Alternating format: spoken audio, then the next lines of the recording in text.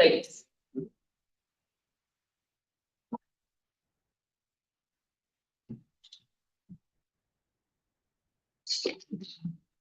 Oyez, oyez, oyez. All persons having business before the Honorable, the United States Court of Appeals for the District of Columbia Circuit are admonished to draw near and give their attention, for the court is now sitting. God save the United States and this honorable court. Be seated, please. Case number 23-3058, United States of America versus Lafonzo Leonard Iracks, appellant. Mr. Kramer for the appellant, Mr. Leonard for the appellee.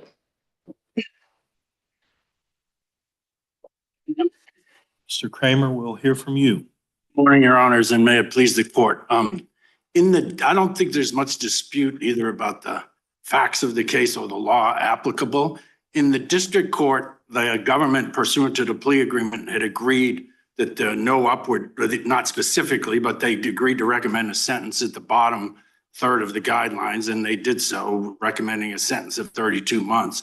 And that obviously by implication, no upward variance, or it was specifically agreed that no departures were applicable. And the only mention of variances was that Mr. Iracks could argue for a variance below the guidelines, whatever the court determined the guidelines were.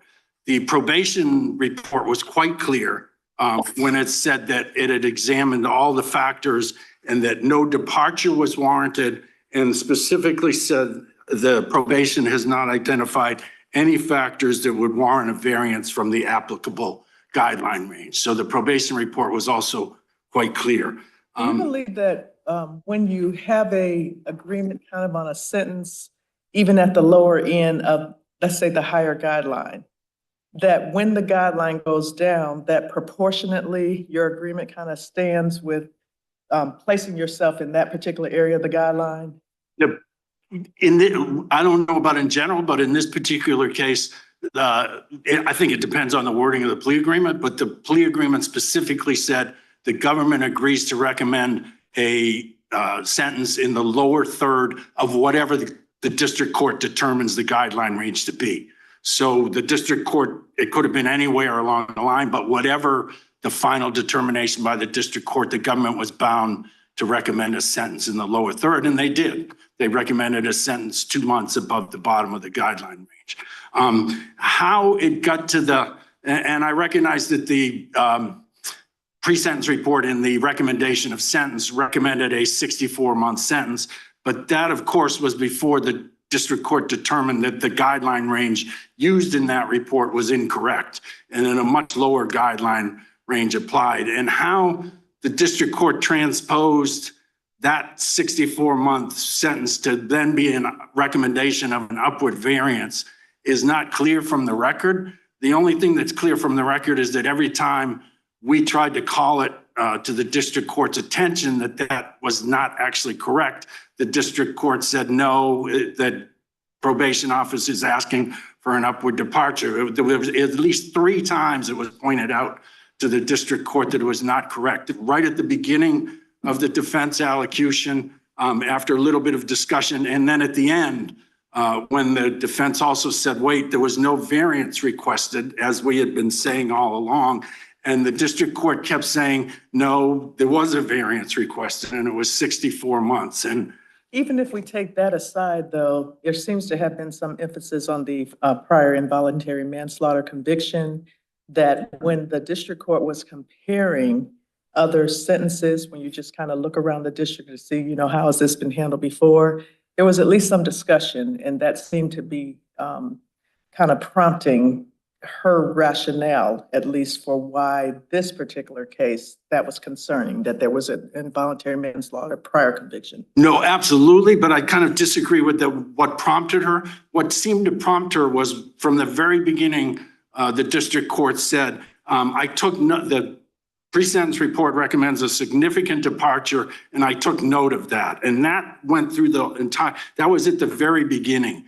And then, yes, it was almost as if, well, the probation officers recommend this very large departure, and I took note of that, and now I'll tailor the sentence to justify that departure. But the facts, I'm sorry. No, I was just going to say one thing that I'd just like to put this on the record. I'm sure as counsel you would know, if we were to vacate the sentence, it just goes back.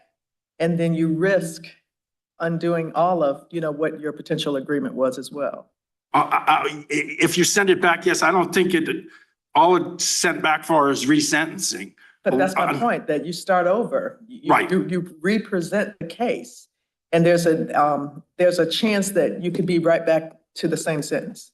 That's true. But the district court would at that point have been disabused of the notion that the probation office had recommended a substantial upward departure.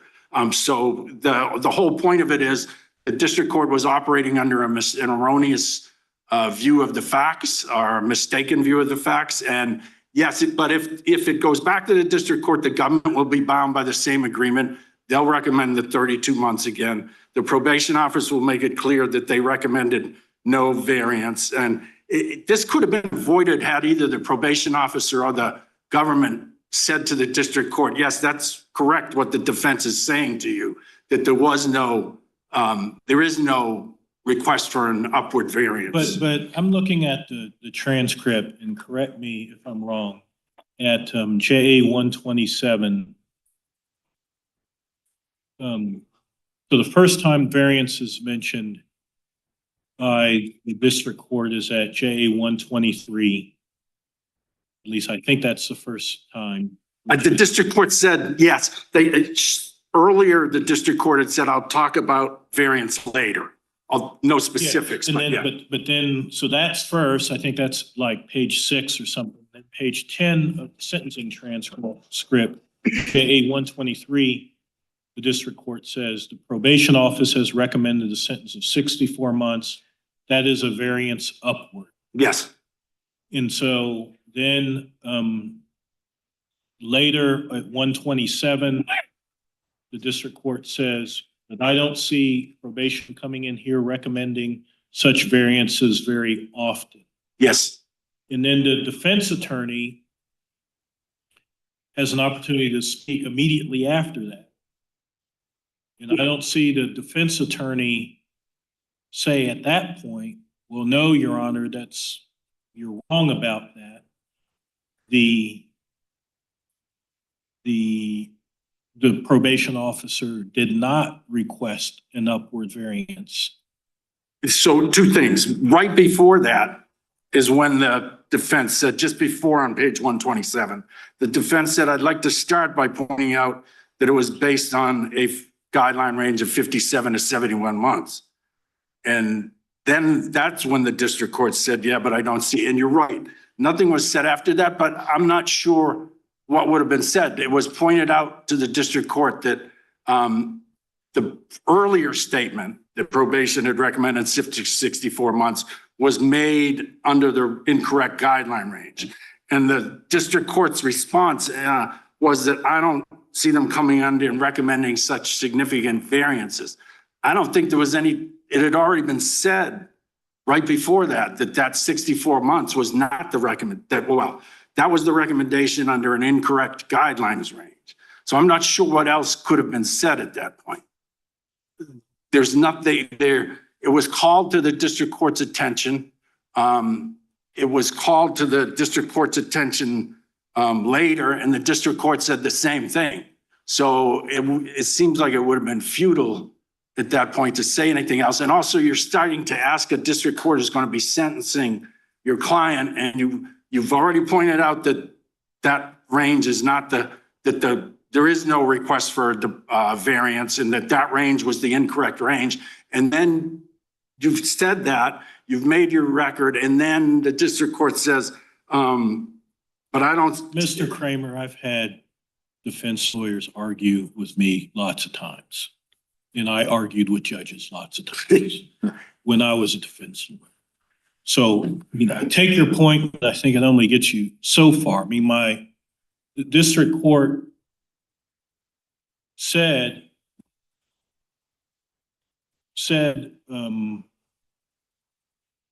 well, later after the court announced its sentence, the defense lawyer said,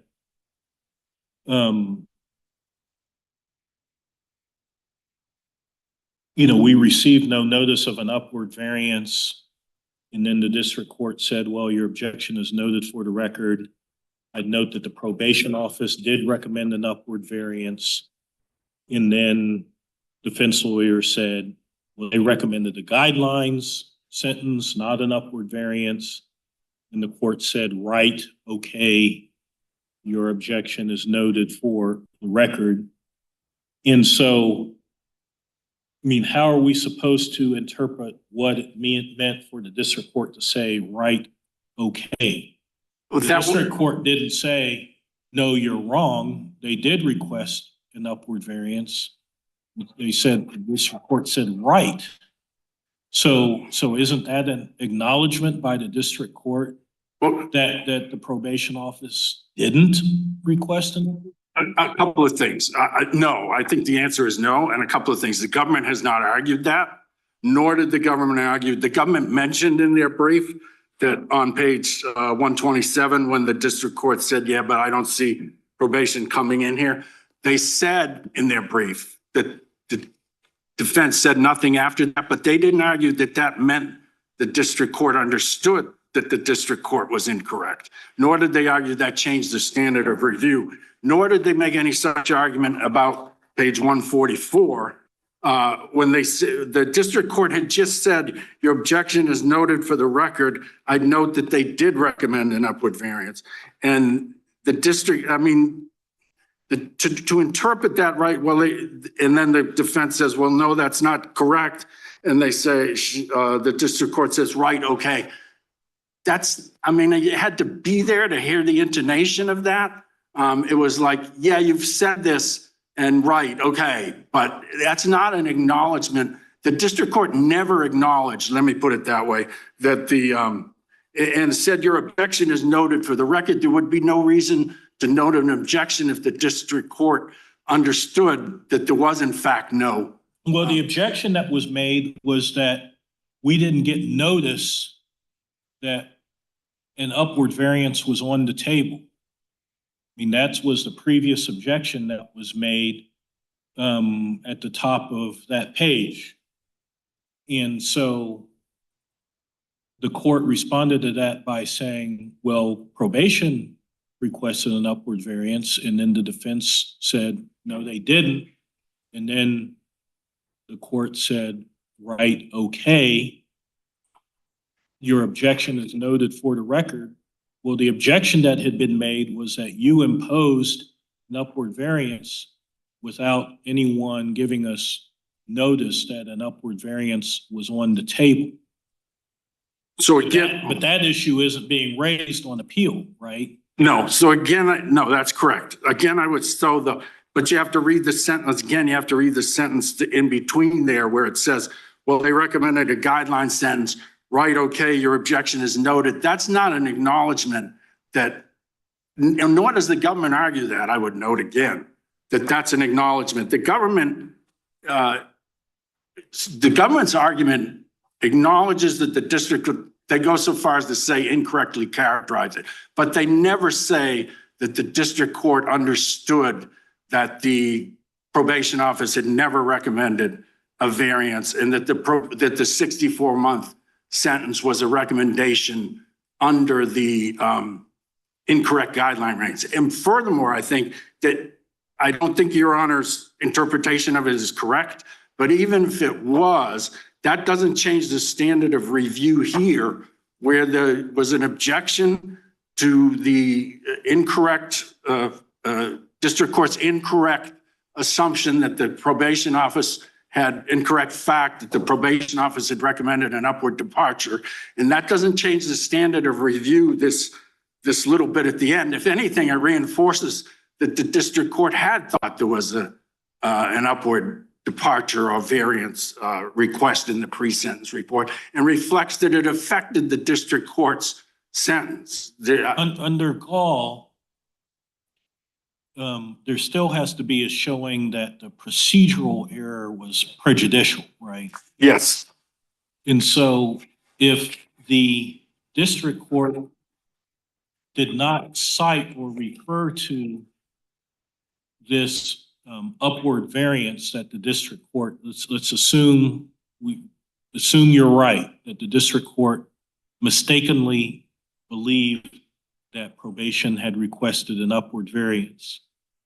But if the district court didn't refer to that as a reason for the upward variance, how do we know that that procedural error, that the erroneous fact that the district court had in its mind, how do we know that that really contributed to the sentence? In other words, how do you show that that's prejudicial? Well, this court's test is that the burden is on the government to show that the district court, that it did not affect the government's sentence. And I think in Parks and Mack, and especially in a case called Parks, I think was written by Your Honor, and Mack was written by Judge Edwards. But in a case called McElwain, 931 F3rd 1176, this court judge, then Chief Judge Garland, wrote that the government bears the burden of showing that that there was no error, that the district court did not rely on this fact. And if the party, they have to persuade you that the district court would have imposed the same sentence absent the erroneous factor. And I think that this is the government's argument that the district court didn't mention that, but the district court began the sentencing by saying that the probation office had recommended a substantial upward variance, a significant upward variance, and I took note of that. And that colored the whole sentencing that took place afterwards. And then at the end, when there was the district court was another time the defense said, wait a minute, there was no upward variance recommendation. Then the fact that there was no notice of an upward variance included the fact because the probation office had specifically said no upward variance is warranted in this case. And the district court said, okay, I note your objection. And then when it said, but right, okay, that's just a throwaway line. I don't think that's an acknowledgement that that the district court acknowledged that the probation office ever realized that the probation office had recommended this, because throughout the sentencing, and I don't see how you can say that when the district court starts off its sentencing by saying this is a significant request for a variance and then gave reasons, all of which are covered in the guidelines. And then says at the end, yes, there was this argument in the probation report for a significant upward variance. How you could say that didn't affect the sentence.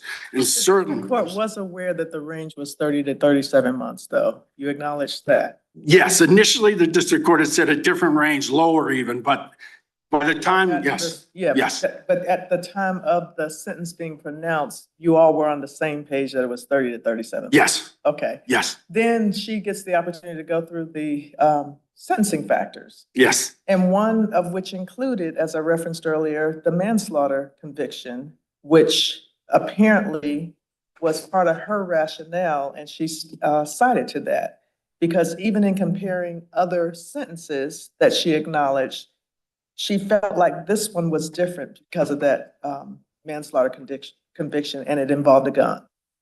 Yes, and a couple of things. First of all, in her written statement of reasons, she said a slight upward variance because the circumstances of the involuntary manslaughter offense and the seriousness of dealing PCP. Now, the PCP is taken account of in the guidelines. The manslaughter offense was actually argued by the defense as a mitigating fact.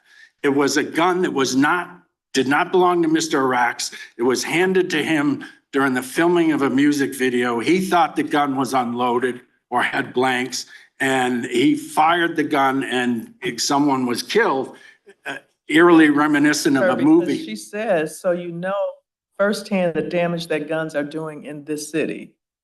Yes, I think she did say that, and that's true of anybody. But at the same time, she acknowledged that there are reasons. But I just say that to say she's supporting her rationale by using the 3553A factors as to this defense. Yes, but that's all taken account of in the guide. Well, two things. First of all, had she not been under the misconception that probation had recommended an upward variance, there's no indication that an upward variance would have been considered for those reasons. And second of all, in fact, that manslaughter conviction had mitigating circumstances to it. The victim's mother came in then and asked for a lenient sentence for Mr. Iracks because of that, the circumstance. But you're presenting mitigation, and she does not, or he or she, as a district judge, does not have to take into account all of your arguments. As Judge Wilkins says, he's argumented cases in front of the court. And then, we all hear lawyers argue. I've been a district judge as well, but it doesn't mean that we have to accept everything you all say. We're looking at the balance of the entirety of the record and then make a decision as long as we justify it, through the factors. I agree with that. You obviously don't have to. I'm well used to not having everything I argue being accepted, but it has to be considered and by the district court when you make an argument, a non-frivolous argument. And duly noted doesn't mean considered.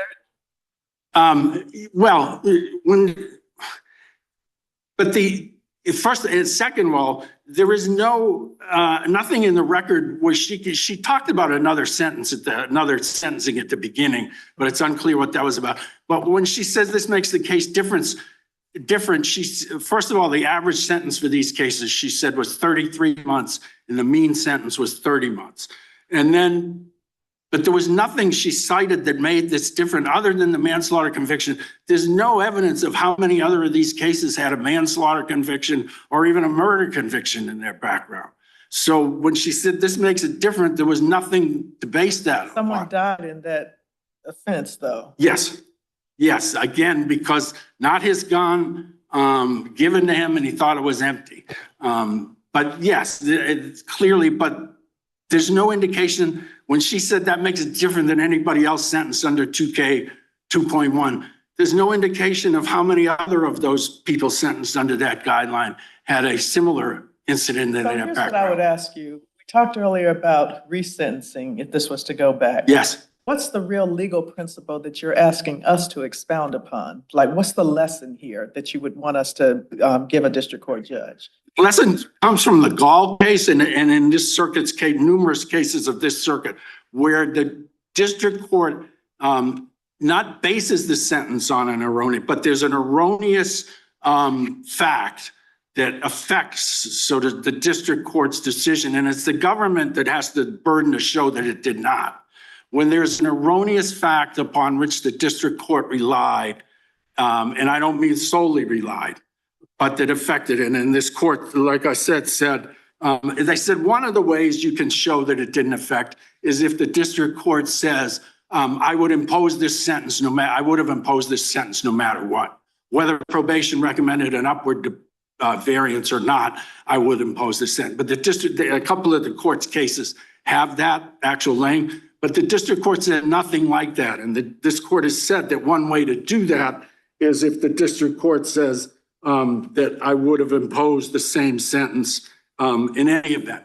So the lesson would be the district court can't rely on an erroneous fact in sentencing someone, and if they do, it has to be resentenced. And your erroneous fact, when you keep saying that, the erroneous fact in your mind is misunderstanding of what probation? Yes, if the probation office had recommended a 64-month sentence, there was a significant departure according to the district court. Variance, I'm sorry. A significant variance according to the district court.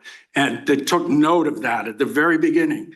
So yes, the erroneous, and the government hasn't disputed that, I might add, that was not correct and that the district court kept You think saying. the record is clear that the district court was saying that I would not have done this, but for my perception of what probation is recommending? I think that's not. The record really support that? I don't think that's specifically. That's really the thrust of your argument. Well, I don't think that's specific in the record, but it's implied, but that's not the showing we have to make.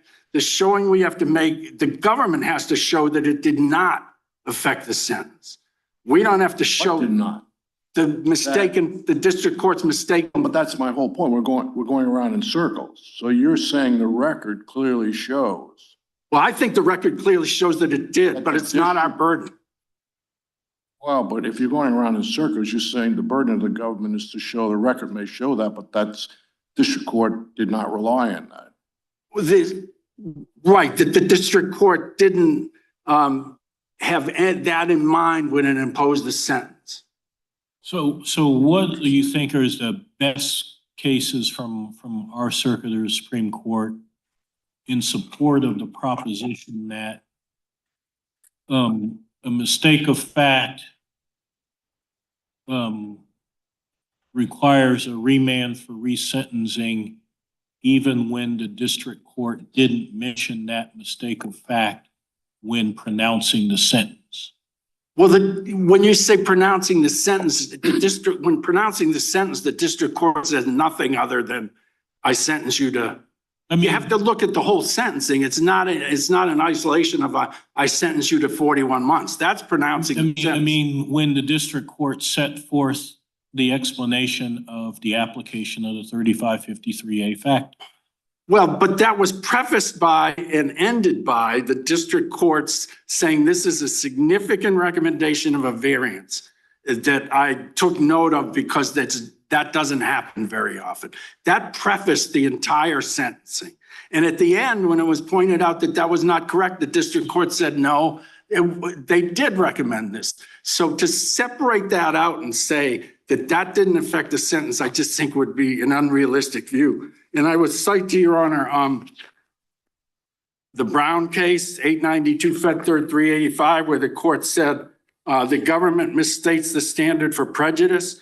A defendant need not show that a sentence would have issued differently, but for the district, and this was a plain error case, Brown, but for the plain error, he need demonstrate only a reasonable likelihood that the sentencing court's obvious errors affected his sentence.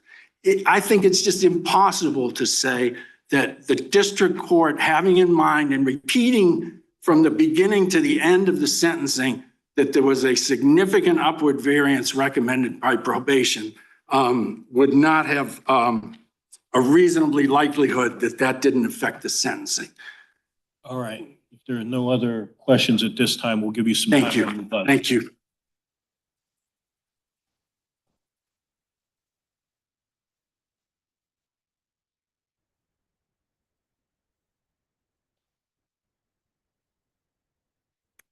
Excuse me. Good morning, and may it please the court, Dan Lenners for the United States. The district court appears to have been under the misimpression that probation's recommended 64-month sentence was an upward variance, but that was not procedural error because the court did not rely on that fact when imposing sentence. And I'd like to begin, if I may, by addressing Judge Wilkins' questions about the burden and Mr. Kramer's arguments because they're incorrect. The defense has the burden of establishing procedural error. It is a procedural error to sentence a defendant based upon erroneous facts.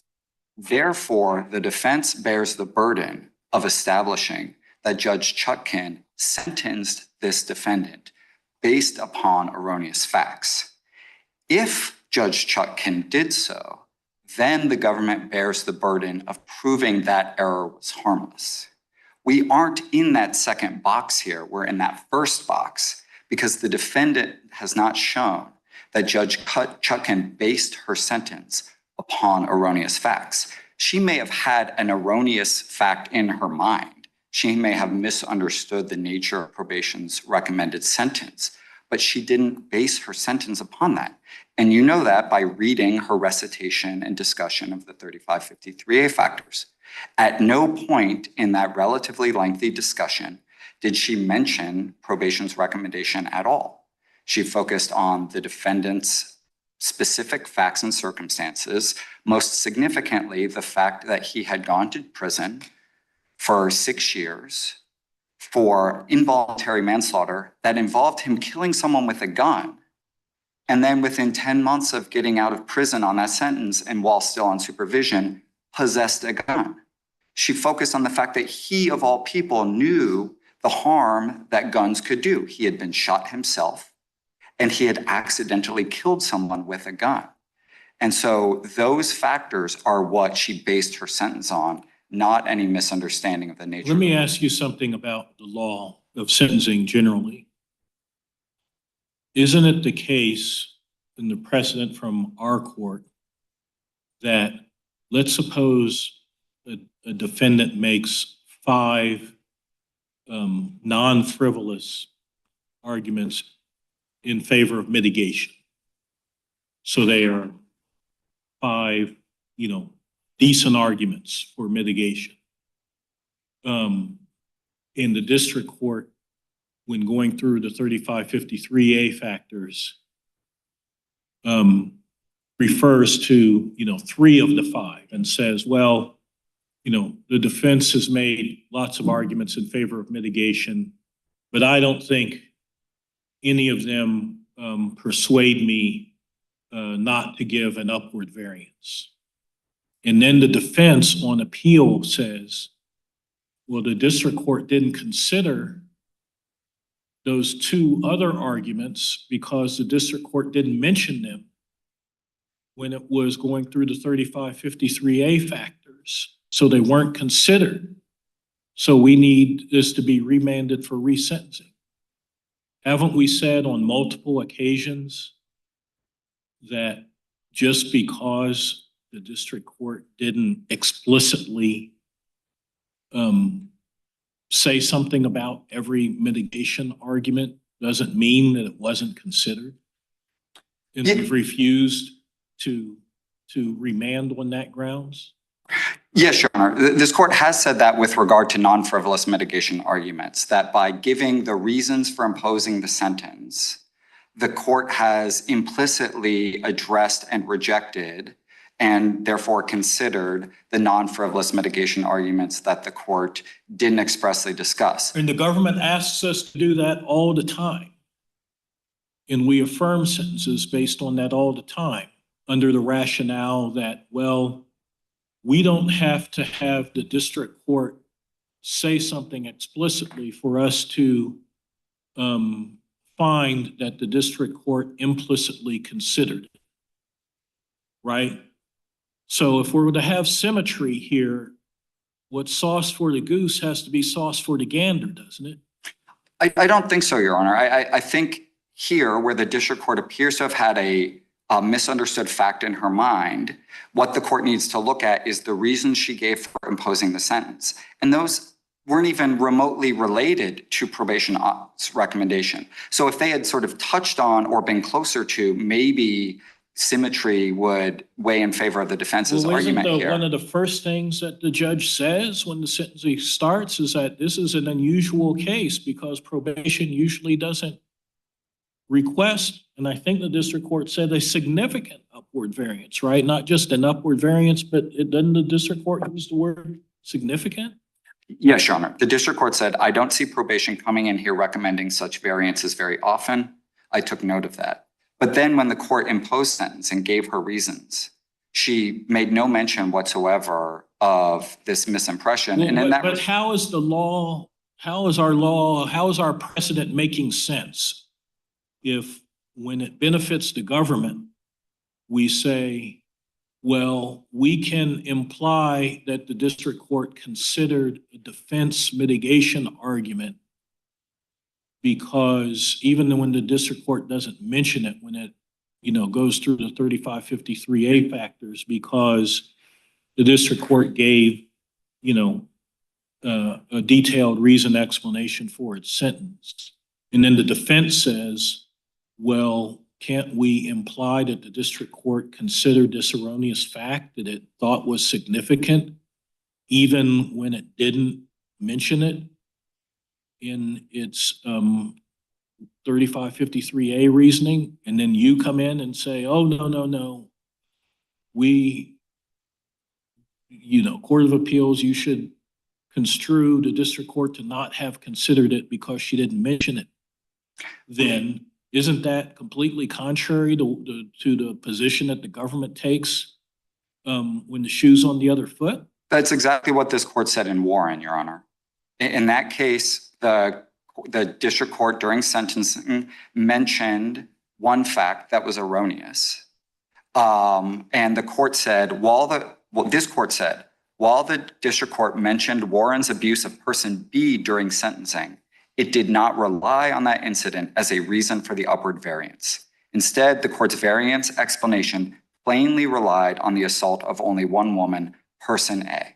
And that's squarely on point with this case. The district court mentioned an erroneous fact, but then when she explained her sentence and gave a lengthy explanation of it, she made no mention of that erroneous fact and instead relied on other correct facts, particularly this defendant's possession of a gun so shortly after being released from prison for killing another person with a gun. And I think the way to reconcile the two streams of cases Your Honor is discussing is that the cases regarding a court's consideration of non-frivolous mitigation arguments take into account the regularity that we assume that courts act in accordance with the law, act regularly and properly, and thus when an argument is made, the court need not expressly address that argument to reject it. They can simply explain the reasons for giving the sentence, which is an implicit rejection.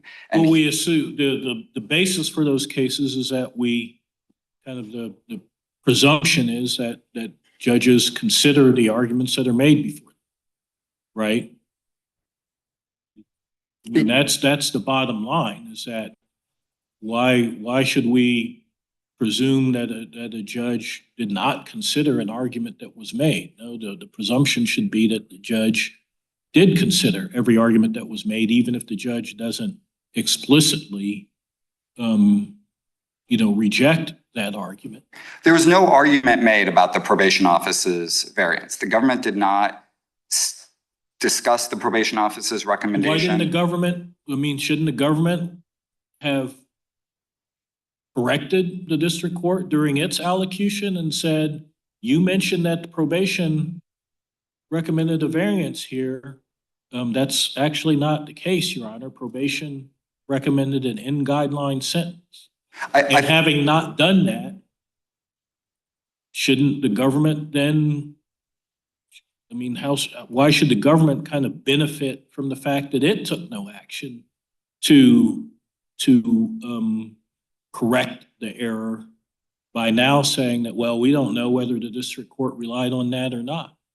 I don't think it's fair to fault the trial AUSA under these circumstances where the court correctly noted probation's recommended sentence of 64 months, where entering the sentencing hearing, the court had yet to resolve which guidelines range applied. So it was only sitting there at the hearing that the government learned for the first time that the court was applying a guidelines range of 30 to 37 months.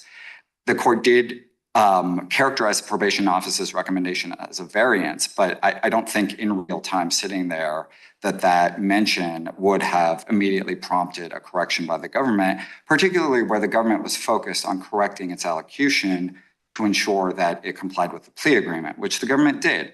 It changed its allocution and it lowered its recommended sentence by nearly 30 months. That the prosecutor wasn't sharp enough to understand that when the district court said variance, that it meant variance?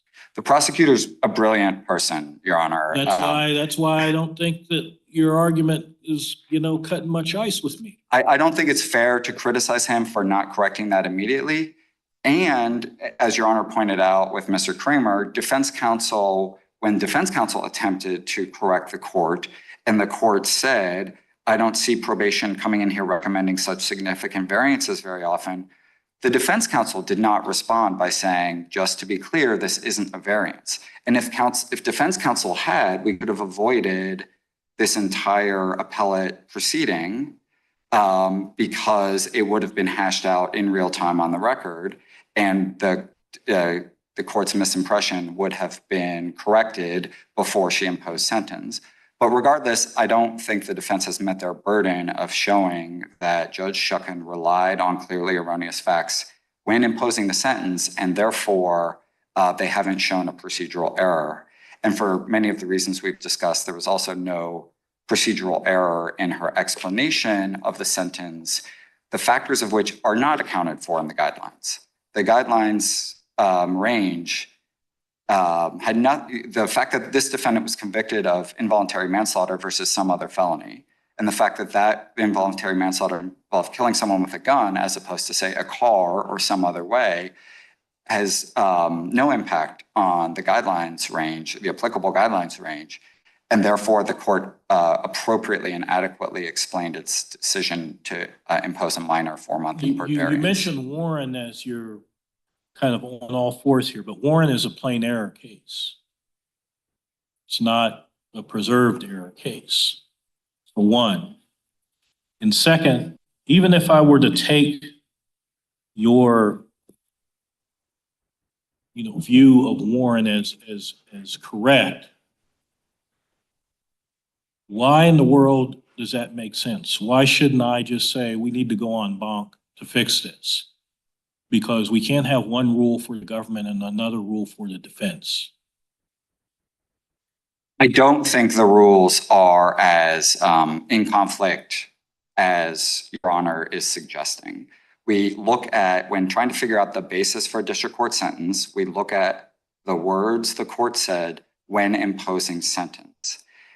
If the defense thinks that the court did not adequately explain its rejection of a non-frivolous mitigating circumstance, the defense bears the burden of objecting in real time to that alleged non-consideration in order to preserve the error for review so that the court can fix it in real time. And if they don't, then it's reviewed for plain error. And this court has said it's not plain error, given that there is no requirement that a district court write a full opinion imposing sentence in every case. And assuming that courts work with regularity and understand. Well, you're not arguing that this is a plain error case, right? The non-consideration we are arguing is on plain error because the defense did not object to what they say the court failed to consider, which was the sentence that the defendant faced on his probation revocation in Maryland. So that's their third argument. You're arguing that that's plain error, but you're not arguing that the whole issue about the upward variance wasn't preserved. You're not arguing that that's reviewed for plain error. We're not making that argument, no, Your Honor.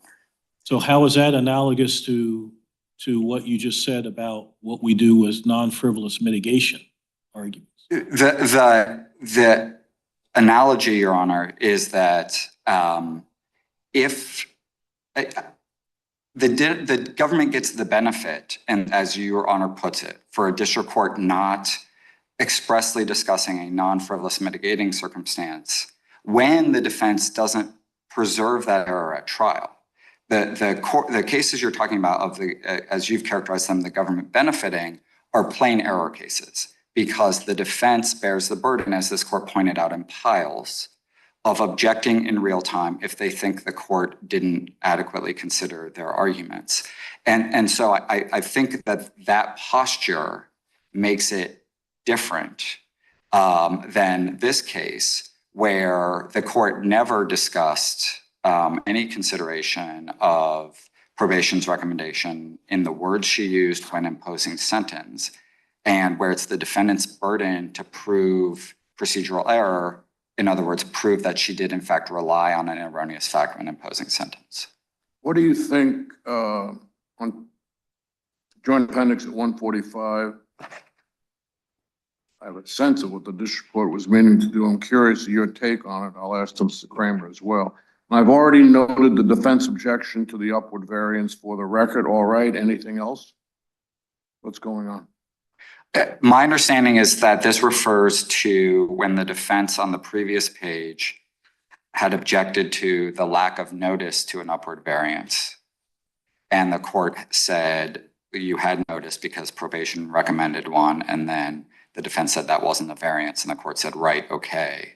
She left the bench and came back to give the defendant his appellate rights. And so I believe that this is simply a reference to the discussion they had immediately before she left the bench, meaning I've noted your objection to the lack of notice of an upward variance, I think is what she was saying there. If there are no further questions, we'd ask that. So I'm still confused about your position of like how to harmonize this with Warren in the non-frivolous mitigation.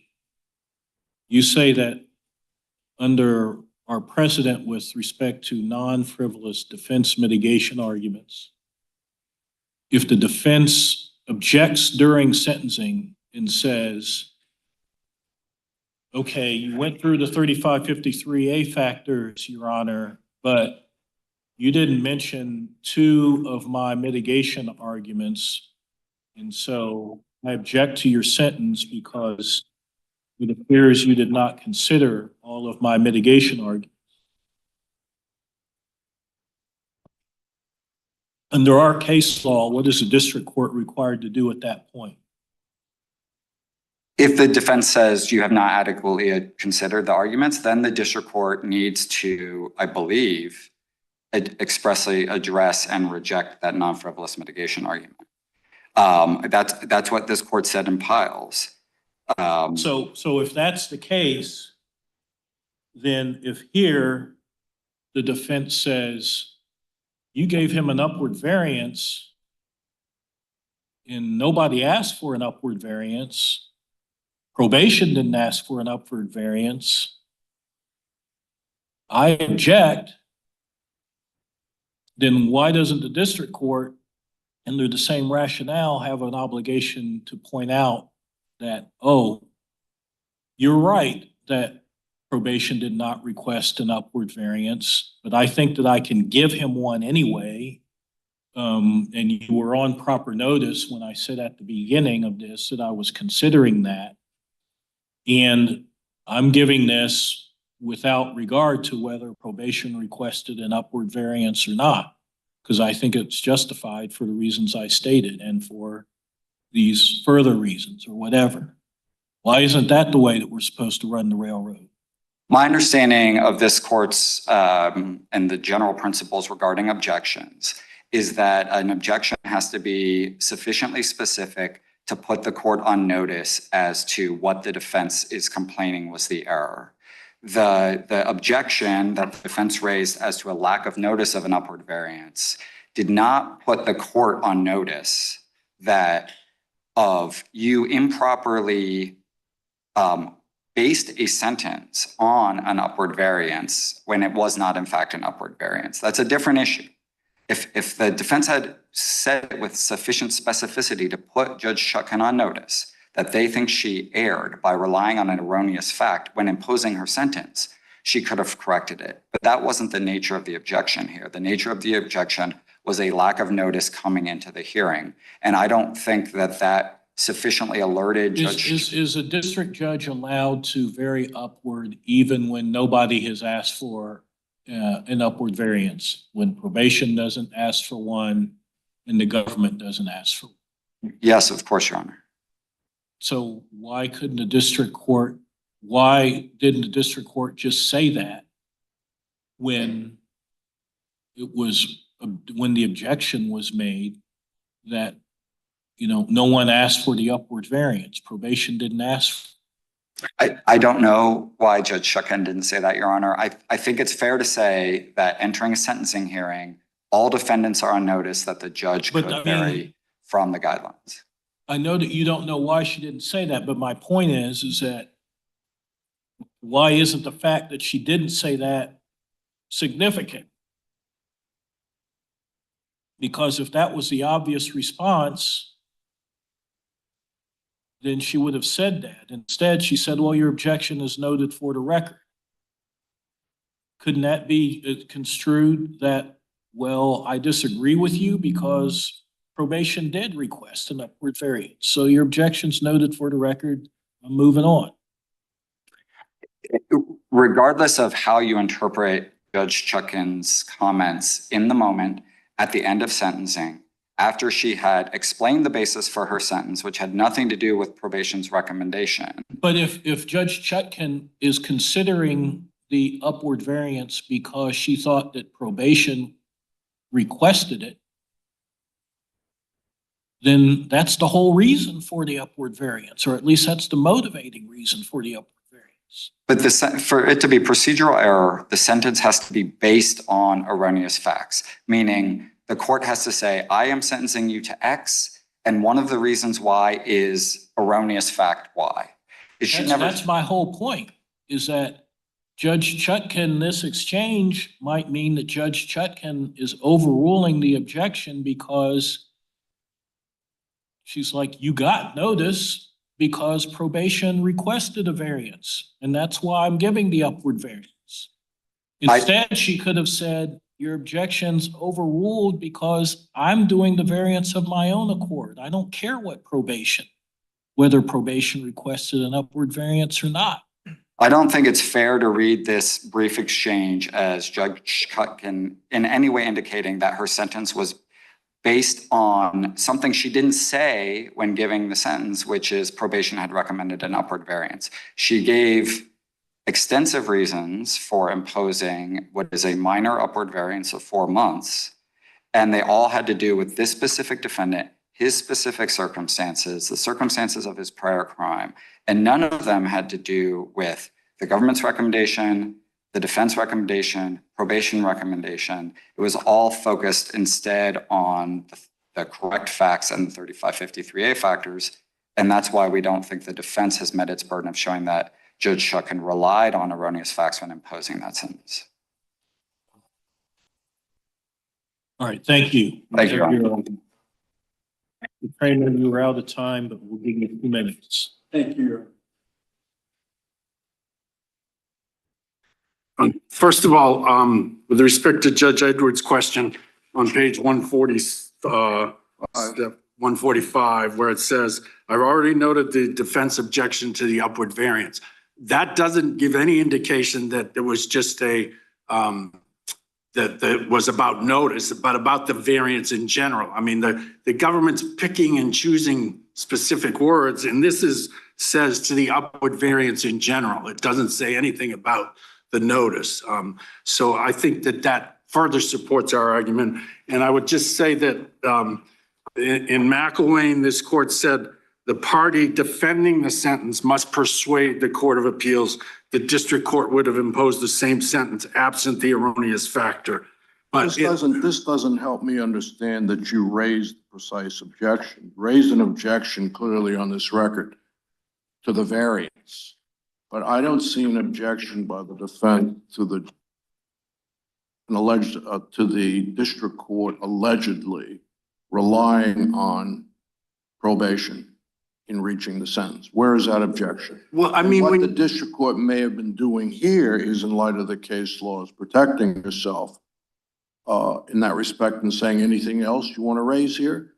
And at that moment, I could read that to be, that's an invitation. If you think there was an objection to raise here with respect to the district court not relying on probation as a justification for the variance, that's when you would have said it. That's what the district court's judges are doing a lot now. It's like, and in light of our case law, they're saying, okay, anything else? Put it on the table. You know what I'm doing.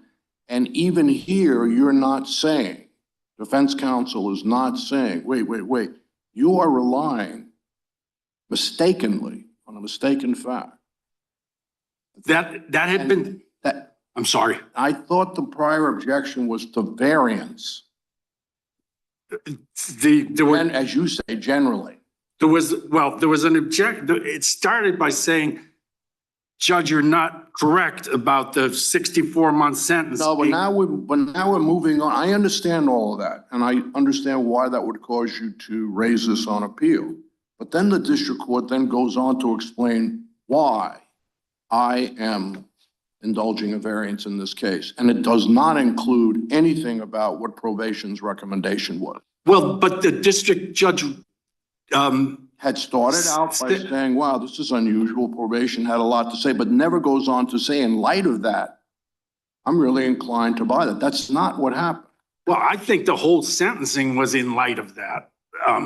Starting off a sentencing by saying probation's come in and recommended a significant variance, which I don't see very often. And I take note of that. Case law to put a burden on you to be a little clearer in an objection of this sort, so that we could avoid the morass that we often get after sentencing as to who did what and why. And we're trying to say, make it clear. And the district court here is trying to protect herself by saying, okay, you generally objected to variance. I get it. not to my relying on probation, to variance, which is the way I read the record. And district court says anything else. You don't say, wait. And then go on to say, or defense counsel does go on to say, no, wait, what we really mean to say is you are relying on probation's mistaken assumption about what probation recommended. And that's wrong, Your Honor. Well, every time the district court mentioned it, we said that's not correct. Yeah, but that has nothing to do with the district court. When the district court then summarized the reasons for the sentence, it did not include that. Well, first of all, I think it did because it started out You're with saying that. implicitly it does, because it's certainly not explicit. I think If that's I'm a right. district court judge, and that's really compelling to me, I can't imagine not saying it. Well, the district court said it at the very The district beginning. court started and saying, wow, this is weird, and you objected. You say that's really not a fact. And then the district court goes on to explain why I am sentencing with a variance, and it does not include because probation recommended it. But that's the underpinning of the entire sentencing. I know we're arguing back and Yeah, no, forth, but I understand your. I don't see how you separate it out. When the court said in McElwain, unless the government persuades the Court of Appeals that the district court would have imposed the same sentence, the district court did not itself give any indication of non-reliance.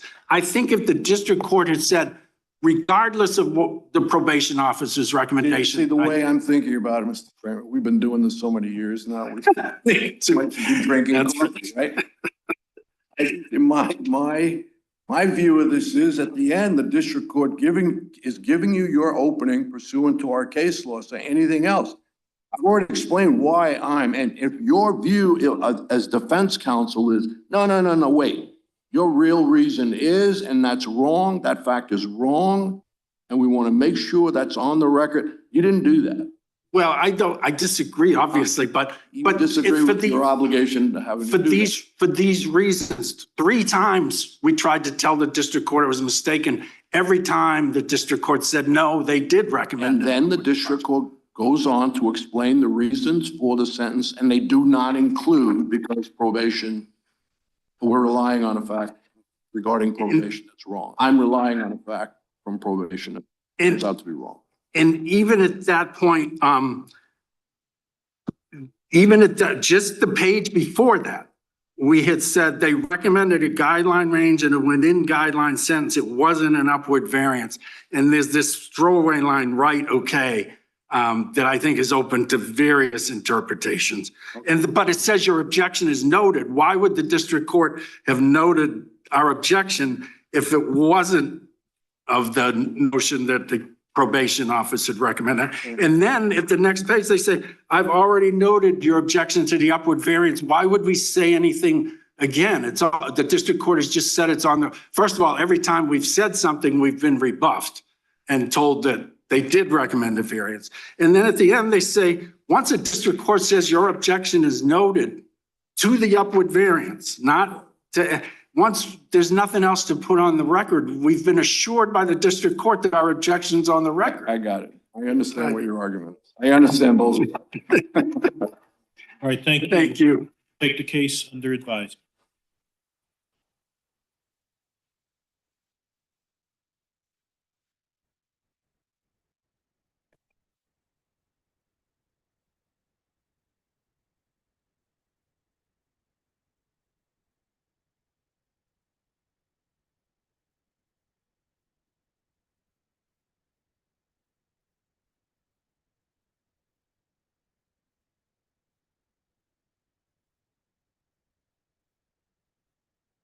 Case number 21-1272 et al.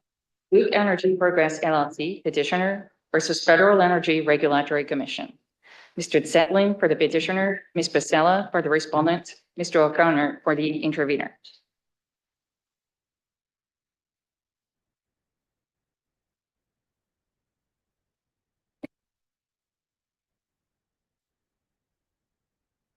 Good morning.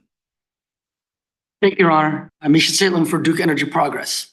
In this case, FERC rejected our affected system operating agreement because that agreement did not require us, and thus our customers, to pay for upgrades necessitated and caused entirely by the needs of customers of a different utility. This court should vacate FERC's orders under review for 3 independent reasons. First, and most obviously, the FERC orders here flout this court's decision in Baltimore Gas. In Baltimore Gas, this court held that the principle that FERC cannot treat a utility worse than similarly situated utilities without giving a principal justification applies even when you're dealing with FERC staff orders, even where the FERC staff orders were uncontested at the time. Here, it is undisputed that FERC has approved multiple effective system operating agreements without the reimbursement requirement they faulted us for not requiring. It is uncontested that those utilities are identically situated in all relevant respects to us. FERC did not address at all or explain any reasoned way why it is fair to allow those utilities to not pay the reimbursement, but why we have to pay the reimbursement. That alone is clear error under Baltimore Gas and reason enough to reverse the orders on review. Second, even if this court wants to go beyond Baltimore Gas, and I think the court need not, given how clear that error is, those prior orders, those were correct. The only basis that FERC gives for rejecting our effective system operating agreement is that it somehow violates Order 2003. But Order 2003 only imposes its obligations through a provision, section 11.4 of the large generator interconnection agreement. Now, let me ask you about this, because it seems like this argument that you're making now is in tension with a concession that you made in the FERC proceedings, which is noted at JA 268, which is the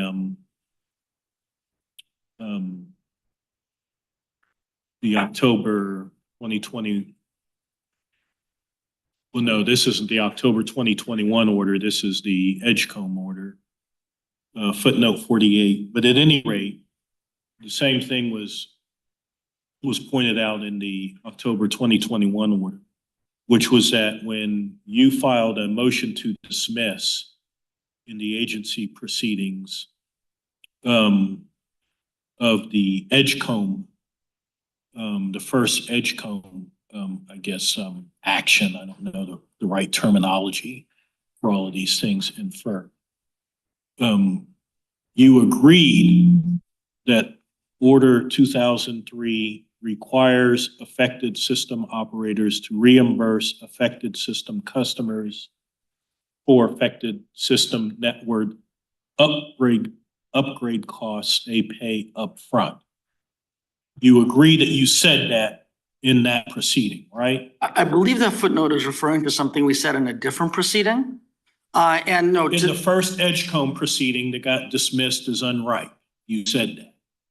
We certainly never took the position that when a affected system does not sign on to an LGIA, that it is bound to pay reimbursement. We never took that position. We certainly there were certain agreements where I asked you whether you took the position that I just stated. You don't want to fight me on the hypothetical. We did not take that. I pulled the motion to dismiss off of the FERC docket. You're saying you didn't say it? You did say it. We did not take the position that. Oh, no, that's not what the judge was asking you. Asking you, did you state this? We can fight over what it means, but I think you said it. Well, I will take a look at that and I'll address on rebuttal. But your answer is you don't know. I do not believe that we are now resting on where Judge Wilkins is, which is you did assert it. No, we certainly never took the position in these proceedings that that 11.4 applies to a affected system that is not a party to the LGIA. We did not take that position. That is what I'm saying. I will take a look at what Judge Wilkins is referring to and I will address it further on rebuttal as necessary. I'm just going to be clear here. There's no need to be coy.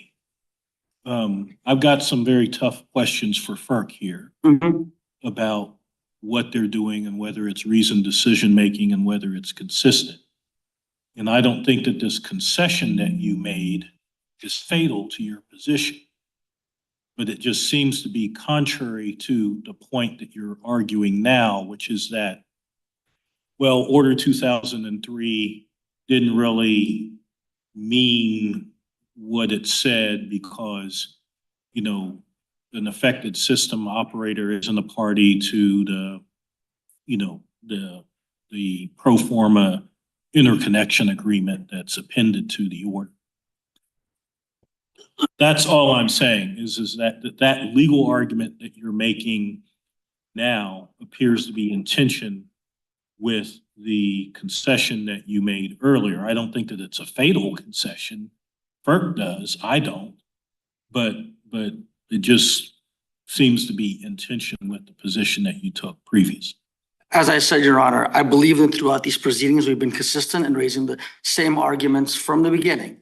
That if you're an affected system, that you're not a party to the LGIA, you don't have 11.4 in any contract that you signed with the relevant transmission provider, you're not bound, but I will take a look at that and I will attempt to provide further elucidation on that in rebuttal. And I apologize if I'm not giving sufficient answers to that. To Your Honor, I will say that our position is not only consistent with FERC's actions in those three orders, it's also consistent with paragraph 25 of Midwest ISO, where they said, I mean, if you look at paragraph 25, they cite FERC cites paragraph 121 of Order 2003, and they make essentially the argument that we made in the American Beach proceeding, then the follow-on Edgecombe proceeding. I take your point. Yes, and then, yes, Your Honor. So I guess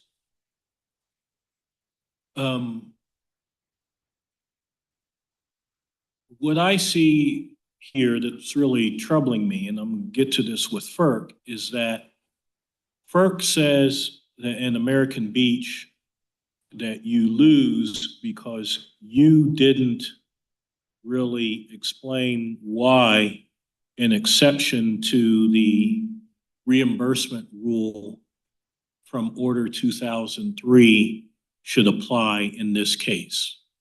I think in kind of layperson's terms, that's the way I read FERC's order. And they say that you didn't really provide, you know, sufficient evidence to justify an exception to the rule here.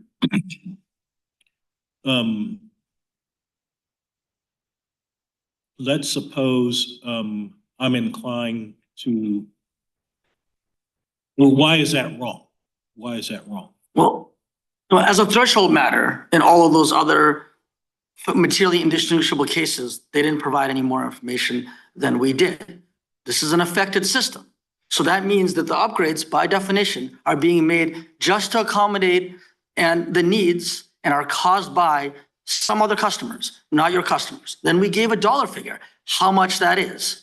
I'm not clear what more we needed to say. I mean, this is the very definition of an affected system, is that you're not making the upgrades for yourself, you're making it to accommodate load that is serving somebody else. Can I just understand something about the terminology? This affected system is outside the PJM interconnection area, right? That's correct, Your Honor. Can there be an affected system that is within the interconnection, or is the way that affected system defined, it's always outside of the interconnection area? It's always a different transmission provider. Obviously, there's different ways that various utilities and independent entities are organized. But if these folks were on our transmission lines, if they were feeding energy to us, then we would not be an affected system. Then we'd be a transmission provider.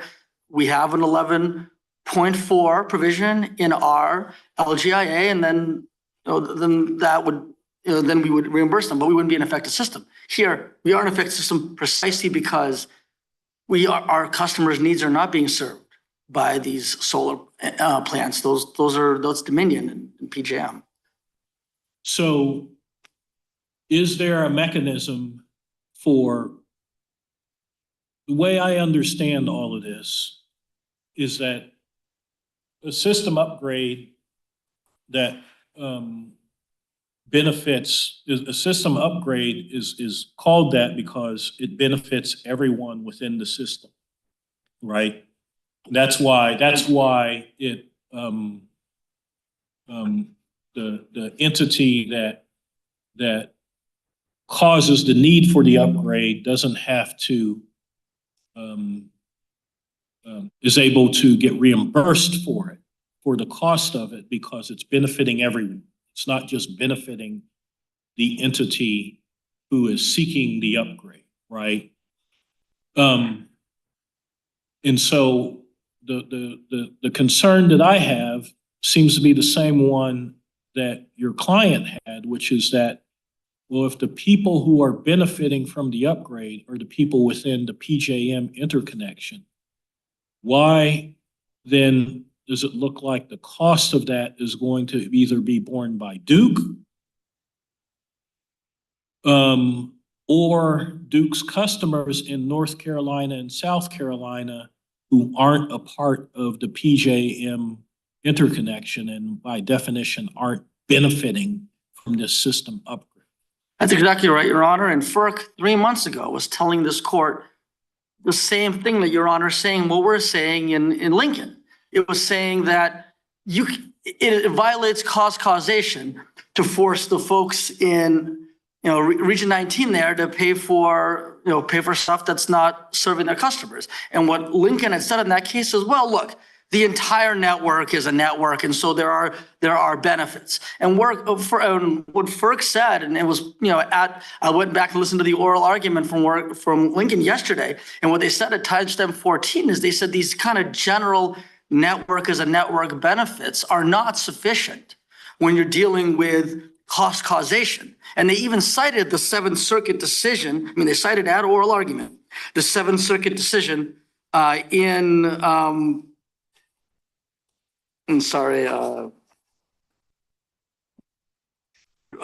Illinois Commerce Commission. And they said that's what the Seventh Circuit said to us in Illinois Commerce Commission, that that's not sufficient. And they referenced that at oral argument, in the Lincoln case. And then they come here, they come at ours, and they're saying the exact opposite. They're saying, well, a network is a network, and we're all on the Eastern Interconnect, and so you get some kind of, your customers get some collateral benefits from these upgrades. To be clear, these upgrades were not going to be made if it wasn't for the fact that there was all these new solar generation popping up in northeastern North Carolina to serve the PJM system.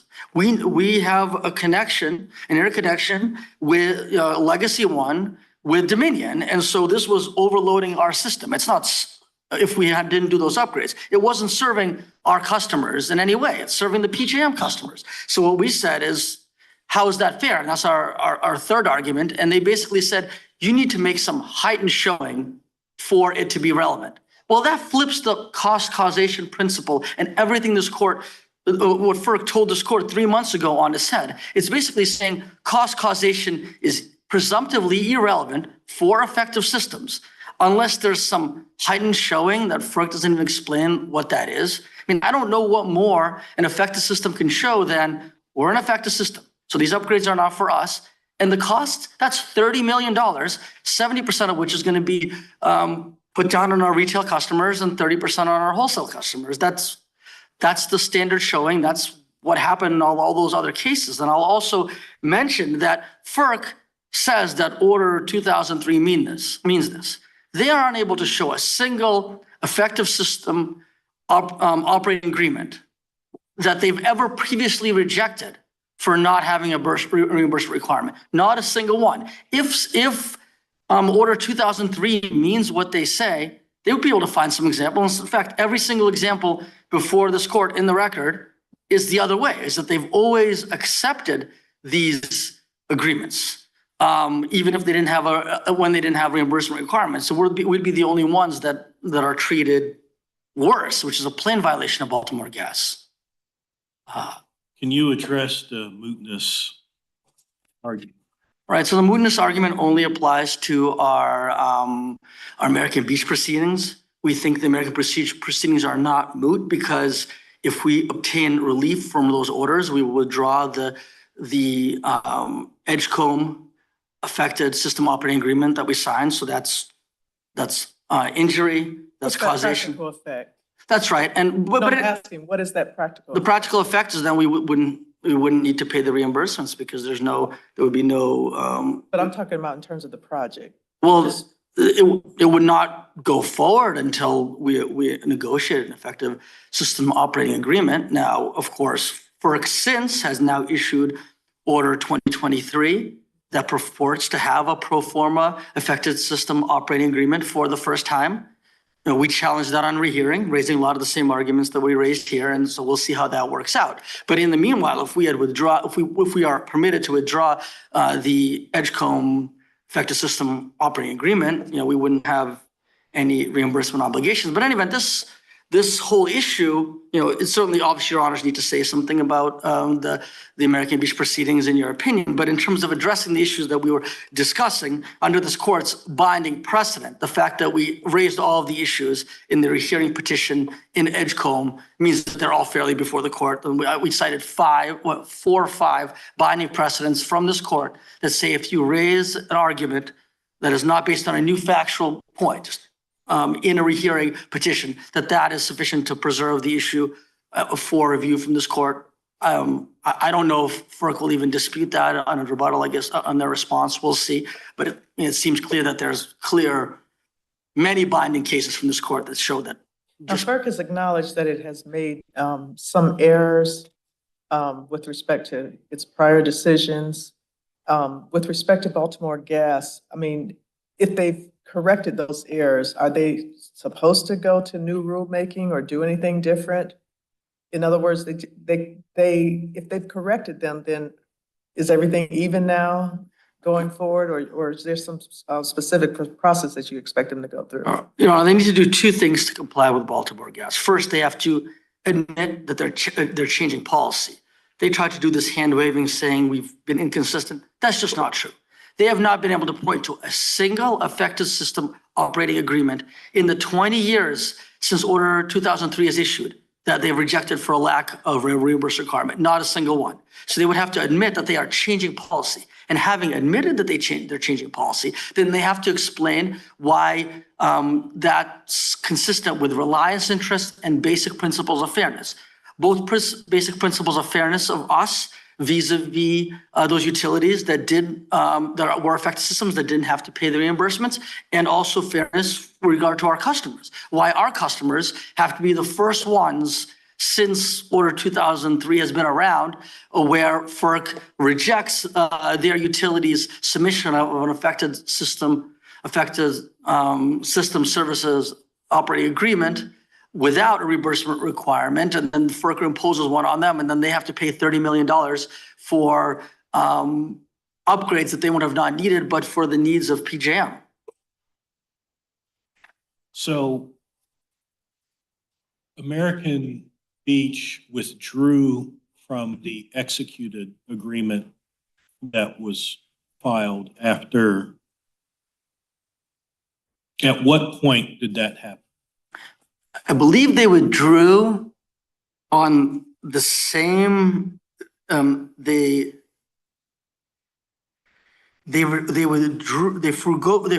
refused to sign, they declined to sign the revised effective system operating agreement on the same day that FERC issued its order addressing arguments on rehearing. So what happened is they had signed the prior one that didn't have the reimbursement requirement.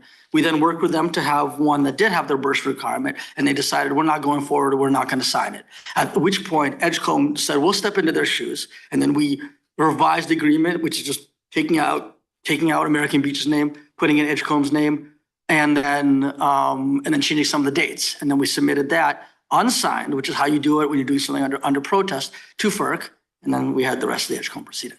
They used the word urged, but you took that as mandatory that you had to enter into a new agreement? Yes. There's language earlier in the initial October 1st order that says we have to do it. And they told us we got to do it post haste because they said you've been delaying this project unfairly, but that's what they said. And so you got to do it right away. So we did that. Where is this language that you're talking about that required? It was JA 211.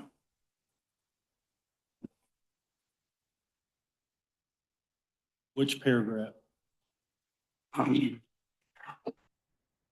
41? I'm being told my colleague 41. Okay. Thank you, Your Honor. All right, we'll give you some time on rebuttal. We'll hear from Ms. Pasella. Yes, good morning, Your Honors. Beth Pasella for the Commission. I think I'll start with the mootness question, if that's okay. The American Beach petitions are moot because under this court's case law, the petitions challenging those orders addressing contract no longer exist. These were separate proceedings here, as the Commission found in the Edgecombe rehearing order. But would you nonetheless say that the issue's been preserved because it was brought up in the American Beach proceedings and kind of followed throughout? No, Your Honor, because they were separate proceedings. And let me explain that. If they were We're still on notice about this being an issue for them. That's not how it works. As a proceeding is a body in and of itself. And just like in this court, a proceeding is a proceeding, and a separate proceeding, even if it involves a same type of issue, doesn't mean it's the same proceeding. American Beach was dispositive of Edgecombe, and Duke was denied its preferred method. It's the same issue. It is the same issue, Your Honor. I don't Exactly. dispute that. It's not moot. It's the same issue. No one is caught off guard. It's all in play. One case went to the next case, and the issue remained exactly the same, and the same affected party It's who is not. now complaining before the court. This just does not fit the mootness doctrine. I feel pretty confident about our merits, so I don't want to spend a lot of time on this, but if I could just explain just one small point, contrary to that, Your Honor, is that these are separate contracts with separate parties, and it's just, that contract was, it just doesn't exist anymore. There is Why no, doesn't it exist anymore? it doesn't exist because the Commission in American, that just like, I guess your point is that the Commission. American Beach signed a contract that said no reimbursement requirement. Right. That got filed. The Commission struck the no reimbursement requirement provision from that contract. Right? So the only reason this isn't a live controversy anymore is what? American Beach withdrew from that contract? It's that contract just didn't exist anymore at that point. But what was then So controversy. why isn't it the case that that proceeding is still a live proceeding because Duke disagrees with that ruling? How Because do you get to just like vaporize the contract and then say, well, this proceeding is moot now? Because, Your Honor, a new contract, a modified contract was presented to American Beach, and American Beach chose not to enter into that contract. If American Beach had entered into the contract. And you asked Duke to do that. Right. No, I understand that, Your Honor. They feel like they're under regulatory duress. Okay, we have to do it. I understand that. All that, I'm not saying it, then it would be live and we would be defending the American Beach orders here. If that had happened, if that contract was never even presented to No, but the FERC, American even Beach unexecuted. legal disposition is at play now. FERC's position is exactly the same. FERC's position isn't exactly the same because in the Edgecombe proceeding, what the Commission had before it was a contract between Duke and Edgecombe in which reimbursement was provided. So the context of the case was completely different. In the American Beach It was proceeding, provided under duress, not yet signed, was it? no, that's right. It wasn't signed Right, by object. The Duke, but it objection was, remained. And so, okay, you're tying our hands, but we still object. We're not going to go on with this. We want to pursue the legal objection that we started out with in the first case. and under this case, court's case law, it's not capable of repetition yet evading review because, as the court found in Southern Company Services and Entergy, the Edgecombe petition is live, and that's where it can be addressed. The commission's determinations regarding what Order No, 2003 you're means. trying to suggest there was a voluntary secession. There wasn't any voluntary secession. That's what we should be looking at in the mootness doctrine. There was no voluntary secession by the agency on the rule that they are going to apply. And that's exactly what Duke is objecting to in both. You're on the wrong side of the mootness. Well, I'll The move on, and voluntary- I hear your point, Your Honor. Okay. So let me move on to next that, what Order 2003 requires. Order 2003 requires, both in the preamble of the rule and in Article 11.4 of the Large Generating Interconnection Agreement, which the Commission in paragraph 738 of Order 2003 explicitly made applicable to all affected system operators, that reimbursement must be provided for by affected systems. And this court's case law says that preambles have independent legal effect when the agency intends to bind regulated parties. And the language of the Commission's rulemaking in the preamble makes that very clear. Paragraph 7. Let's assume that's right.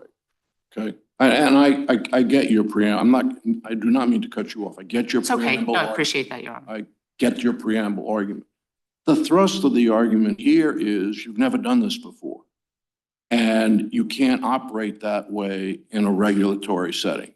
No one else has been obliged to do what you're now asking us to do. And they're citing the prior case, I think I was on the panel, where the cost causation was the preeminent issue. And they're saying you flipped the focus with your interpretation of Order 203. Are you talking about the Lincoln case, Your Yeah, Honor? I guess Okay, so. let me talk to you about Lincoln, which is completely in opposite here.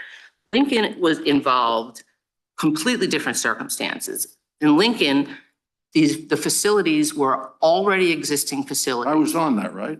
I don't know, Your Honor. Oh, all Were right. you? So you know this. My and I memory guess- only goes back 2 months, not. Yeah, so forgive me for, and let me just explain it. Of course, you can disagree with me if you want to. But that case involved legacy facilities, and legacy facilities are already existing facilities that were built solely for the benefit of specific customers. And then what happened was Lincoln wanted to now transfer its interest in those facilities to a regional operator. I think it was Southwest Power. And under the Commission's opinion 494 regarding legacy facilities and how those costs are allocated, the costs needed, it was a legacy facility, so the costs would stay with Lincoln. This is a completely different circumstance. The circumstances here are under Order 2003 requirements regarding interconnection facilities and network upgrades built in order to allow the interconnection to be built. But the more. Brand new facilities. The more compelling point, which I want to hear your response on, is they're saying, forget the Lincoln case, okay? Let's assume your explanation makes sense. Yes, And I'm yes, sir. recalling it. This has never been required before. The has always- precedent is completely off the wall insofar as they're concerned, and you don't ask people to do what you're now asking us to do, and it doesn't match up well with cost causation principles. Until recently, Your Honor, no one has presented an agreement that didn't provide reimbursement. And that's because everybody understood, including Duke, for years, were always providing agreements with reimbursement because they understood that that's what Order 2003 required. It's only recently that anyone has brought up the notion 20 years after Order 2003, just the notion that reimbursement doesn't need to be required if it's not, if the affected system doesn't enter into the Let's suppose I interconnection agree agreement. with all of that. Just to get to the brass tacks, Yes, Your Honor. here's why I think you lose. Even if I accept all of that, what you said at JA 272, when I say you, your client, first, paragraph 30, is that the reimbursement requirement of Order 2003 is not like unwavering and sacrosanct. FERC said that you could deviate from it, but it must be supported by the facts of the case, et cetera. Right, and that comes out of And- Order 2003, Your Honor. And you say that Duke has not provided such support here. You don't explain why they didn't provide that support or what they said that wasn't sufficient. I looked at their rehearing petition. I looked at the motion to dismiss that they filed of the unripe Edgecombe action.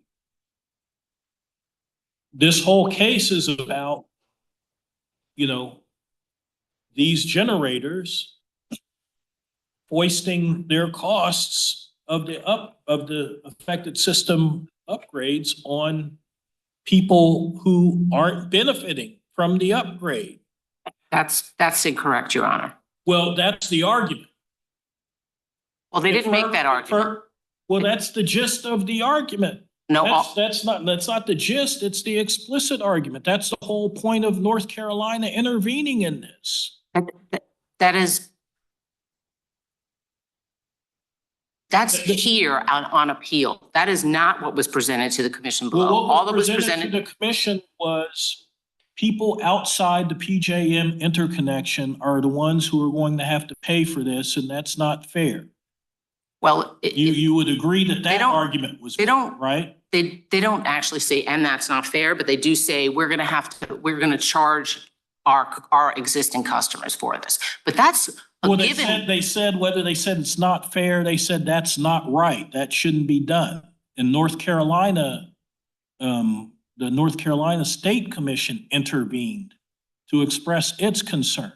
Are you trying to tell me that FERC wasn't put on notice that the whole issue here is that people outside the interconnection shouldn't have to pay for these affected system upgrades? There's nothing in this record that talks about that there are no benefits. There's nothing in either record here that talks in which any party argued that there were no benefits. To the contrary, American Beach, their comment at JA 96 says that the network upgrades would benefit both American Beach and Duke's customers. So it was. I know that that's American Beach's argument.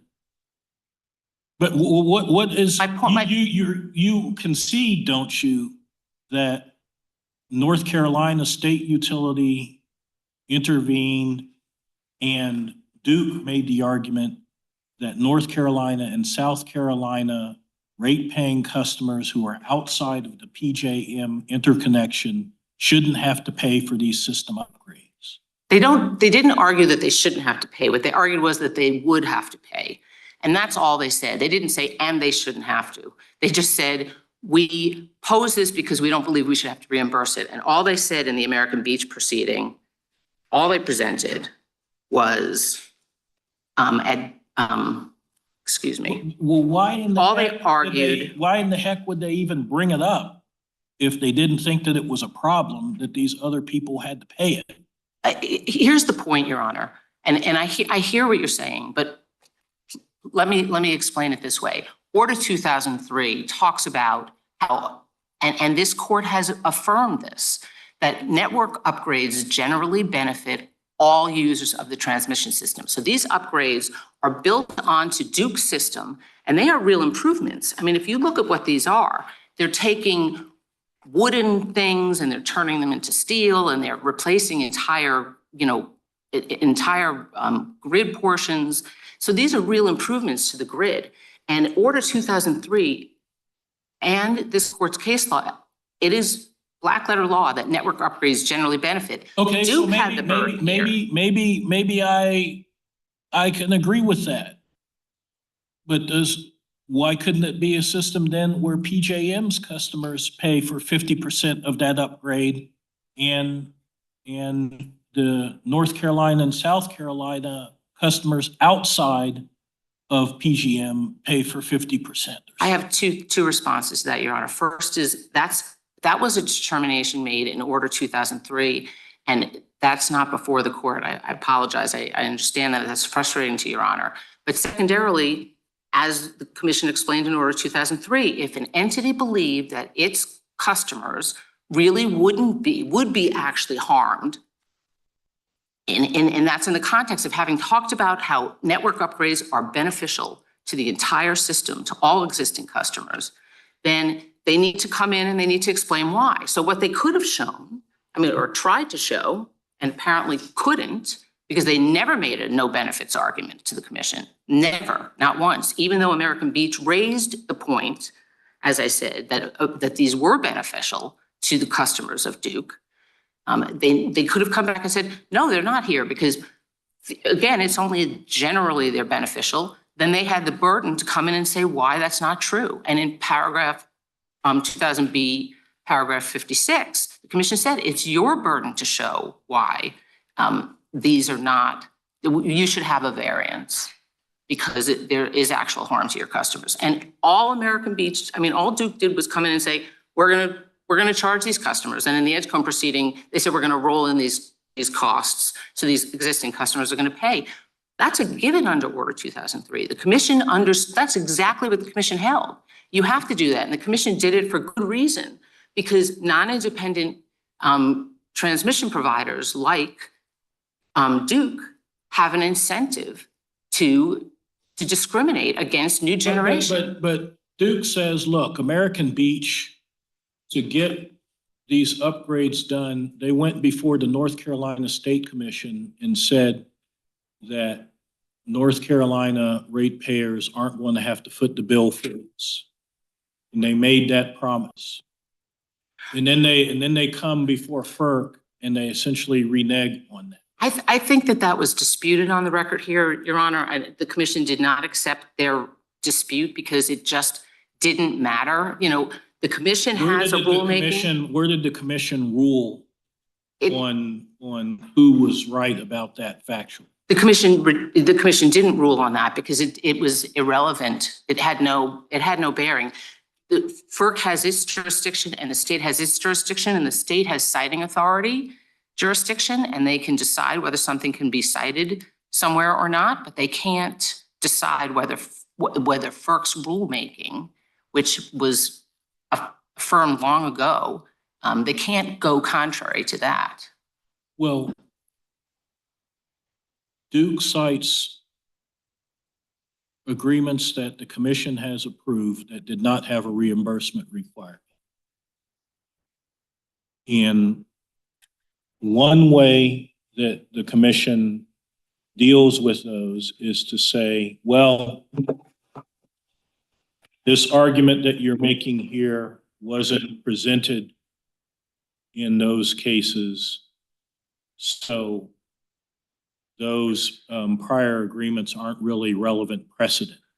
The commission didn't really hold that here. It did something very different here when the commission talked about the inconsistent precedent. The commission, it satisfied what Baltimore Gas requires. And it's very clear if you look at the Entergy versus FERC case. Satisfied Baltimore Gas by citing Baltimore Gas with a but C? It wrote in addition, that was in a footnote and an in addition point. The commission's actual holding is in the text of the order, and the commission. Point to me a page and a paragraph, please. Oh, of course, Your Honor. The commission factually distinguished precedent Duke cited, and there's America Beach Order 210, note 62. And it set out, it distinguished precedent that was distinguishable.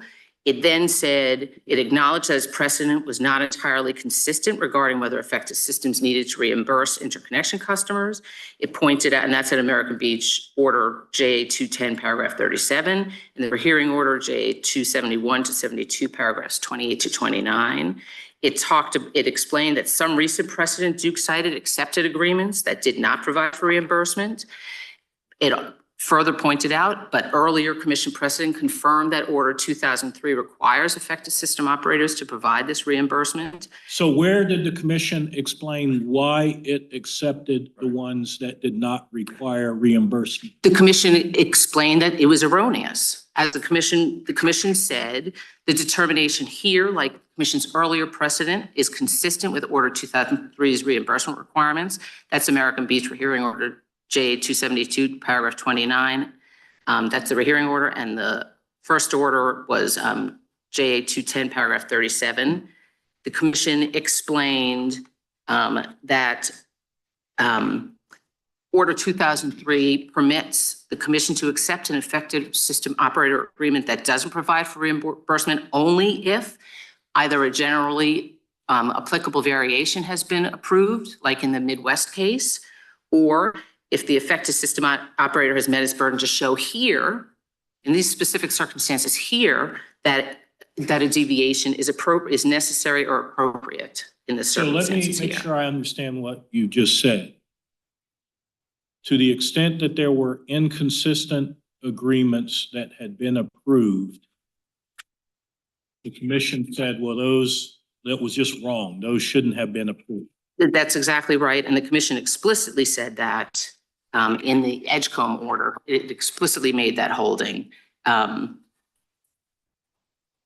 when it said, and that's at Edgecombe rehearing order JA 433 and 435, paragraphs 39 and 42. Orders that approved effective system operating agreements without reimbursement provisions were inconsistent with Order 2003 unless that happened. So that satisfies Baltimore Gas because you acknowledged that that the commission had been inconsistent in that it had made mistakes. And Right? Essentially, the commission is saying two wrongs don't make a right. right, the commission reasonably followed its rulemaking. I mean, the commission can't, in individual adjudications, change what its rulemaking provides. So the commission said, oops, we're not going to follow that inconsistent precedent. We're going to follow all the consistent precedent. Does the commission cite in the prior precedent some cases in which the showing of no benefits was made and the commission accepted it? No. I was trying to listen to your explanation of the prior cases. Were you saying some of the prior cases included situations where party came in and said no benefits here and therefore we should not be obliged to? No, I don't know of it. I'm So guessing that they're not relying on that. that there The are, only inconsistent precedent were mistakes. right, Is that what you're saying? that's exactly right. Everybody else, you say. There's three orders in which the commission allowed this. And there's myriad orders for decades in which reimbursement was Practice was consistent. provided. Yes, practice was consistent. And in Entergy versus FERC, 319 F 3rd, 536 at 541 to 42, the circumstances are very much like here.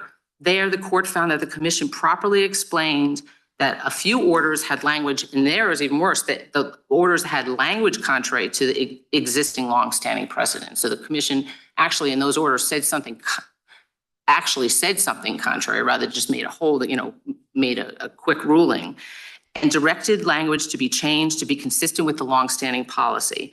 The court found that this was just clarifying inadvertent language in prior orders that violated longstanding policy. Here, the commission is just clarifying that those three particular orders are incorrect in light of Order 2003. And the court said, even if the commission's orders constituted more than a mere clarification of policy, the commission provided a reasoned explanation for its change in policy. So first of all, the commission just clarified its Order 2003 rule, what it requires here. But even if it had changed its policy, which it really couldn't in those individual adjudications, couldn't change. You're discussing a lot of kind of case-specific deviation. But if you're being regulated, how do you know what circumstances the commission is looking at so that you can feel like you're actually following a precedent?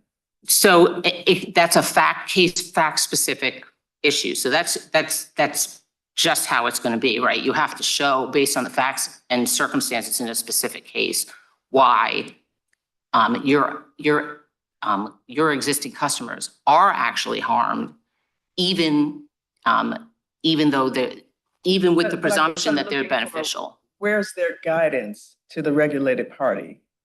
I mean, it's just obviously looking at your prior orders, but it's so case specific that I don't know that they have. Well, I think what they have to, I don't think it would be, assuming there were something that they could say here, that all they had to do is say, here are the upgrades that are happening.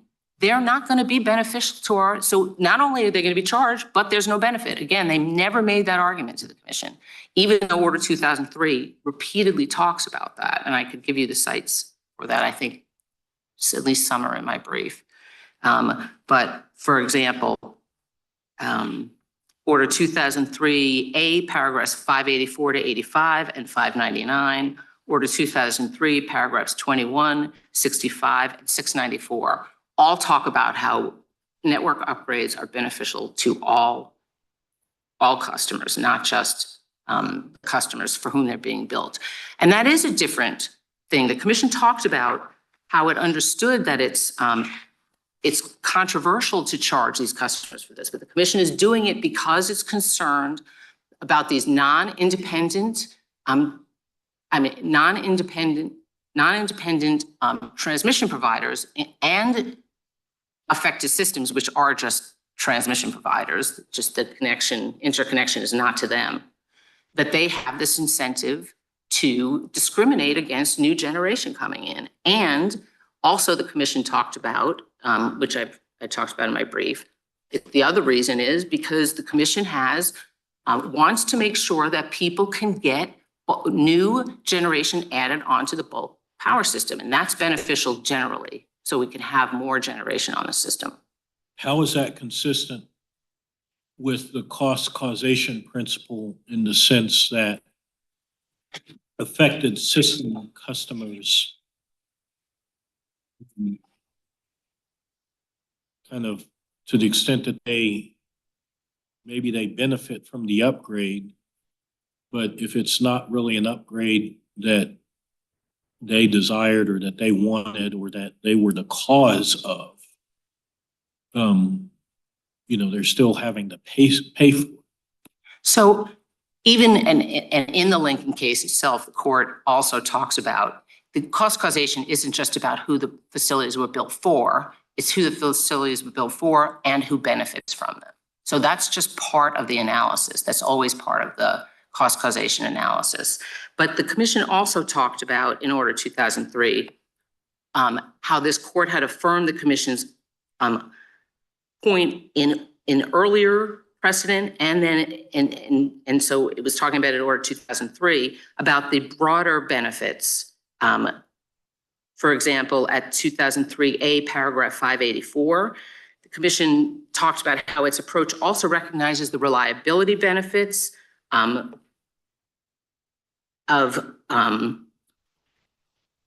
more competitive power markets that result from a policy that facilitates the interconnection of new generation facilities, and that this approach was fully supported by the court in Entergy 319 F3rd at 543 to 44. So the specific, not only do these network upgrades actually just benefit the system because it creates more reliability, but it also helps create more generation getting onto the system, which is just innately beneficial. And the court has affirmed our cost causation determination to have reimbursement in these circumstances. Done anything to just kind of rectify prior errors?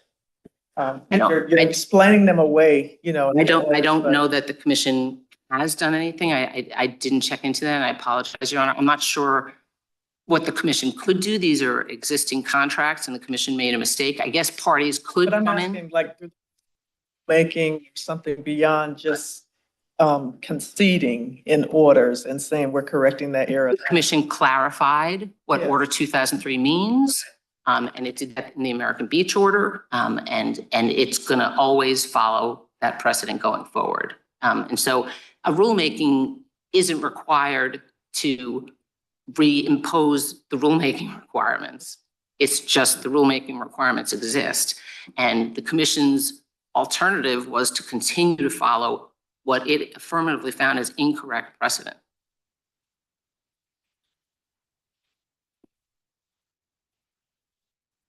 Thank you, Your Honor. All right, thank you. Here for counsel for intervener Edgecombe, Mr. O'Connor.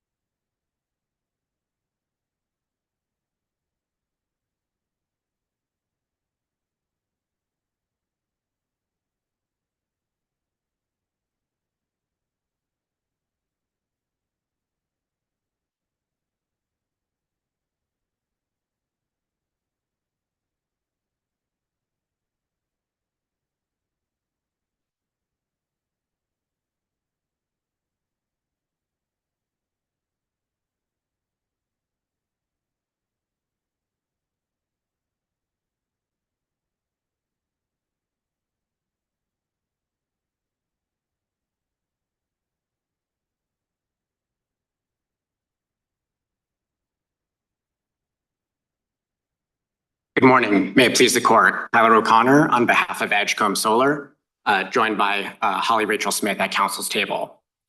I'd like to start with something that Duke's counsel was asked and responded to.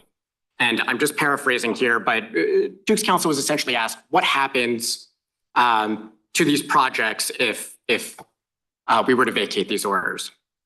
And I think Duke's counsel responded something to the effect of, well, these projects won't go forward until we agree to terms that we negotiate new terms.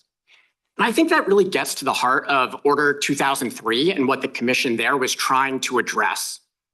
And it's exactly why their interpretation of Order 2003 would erect barriers to entry for new generation that is counter to both the text and the purpose of the order. And also, I will also address to the extent of questions about benefits and explain how this does or would in fact likely benefit Duke's system. But starting with the purpose.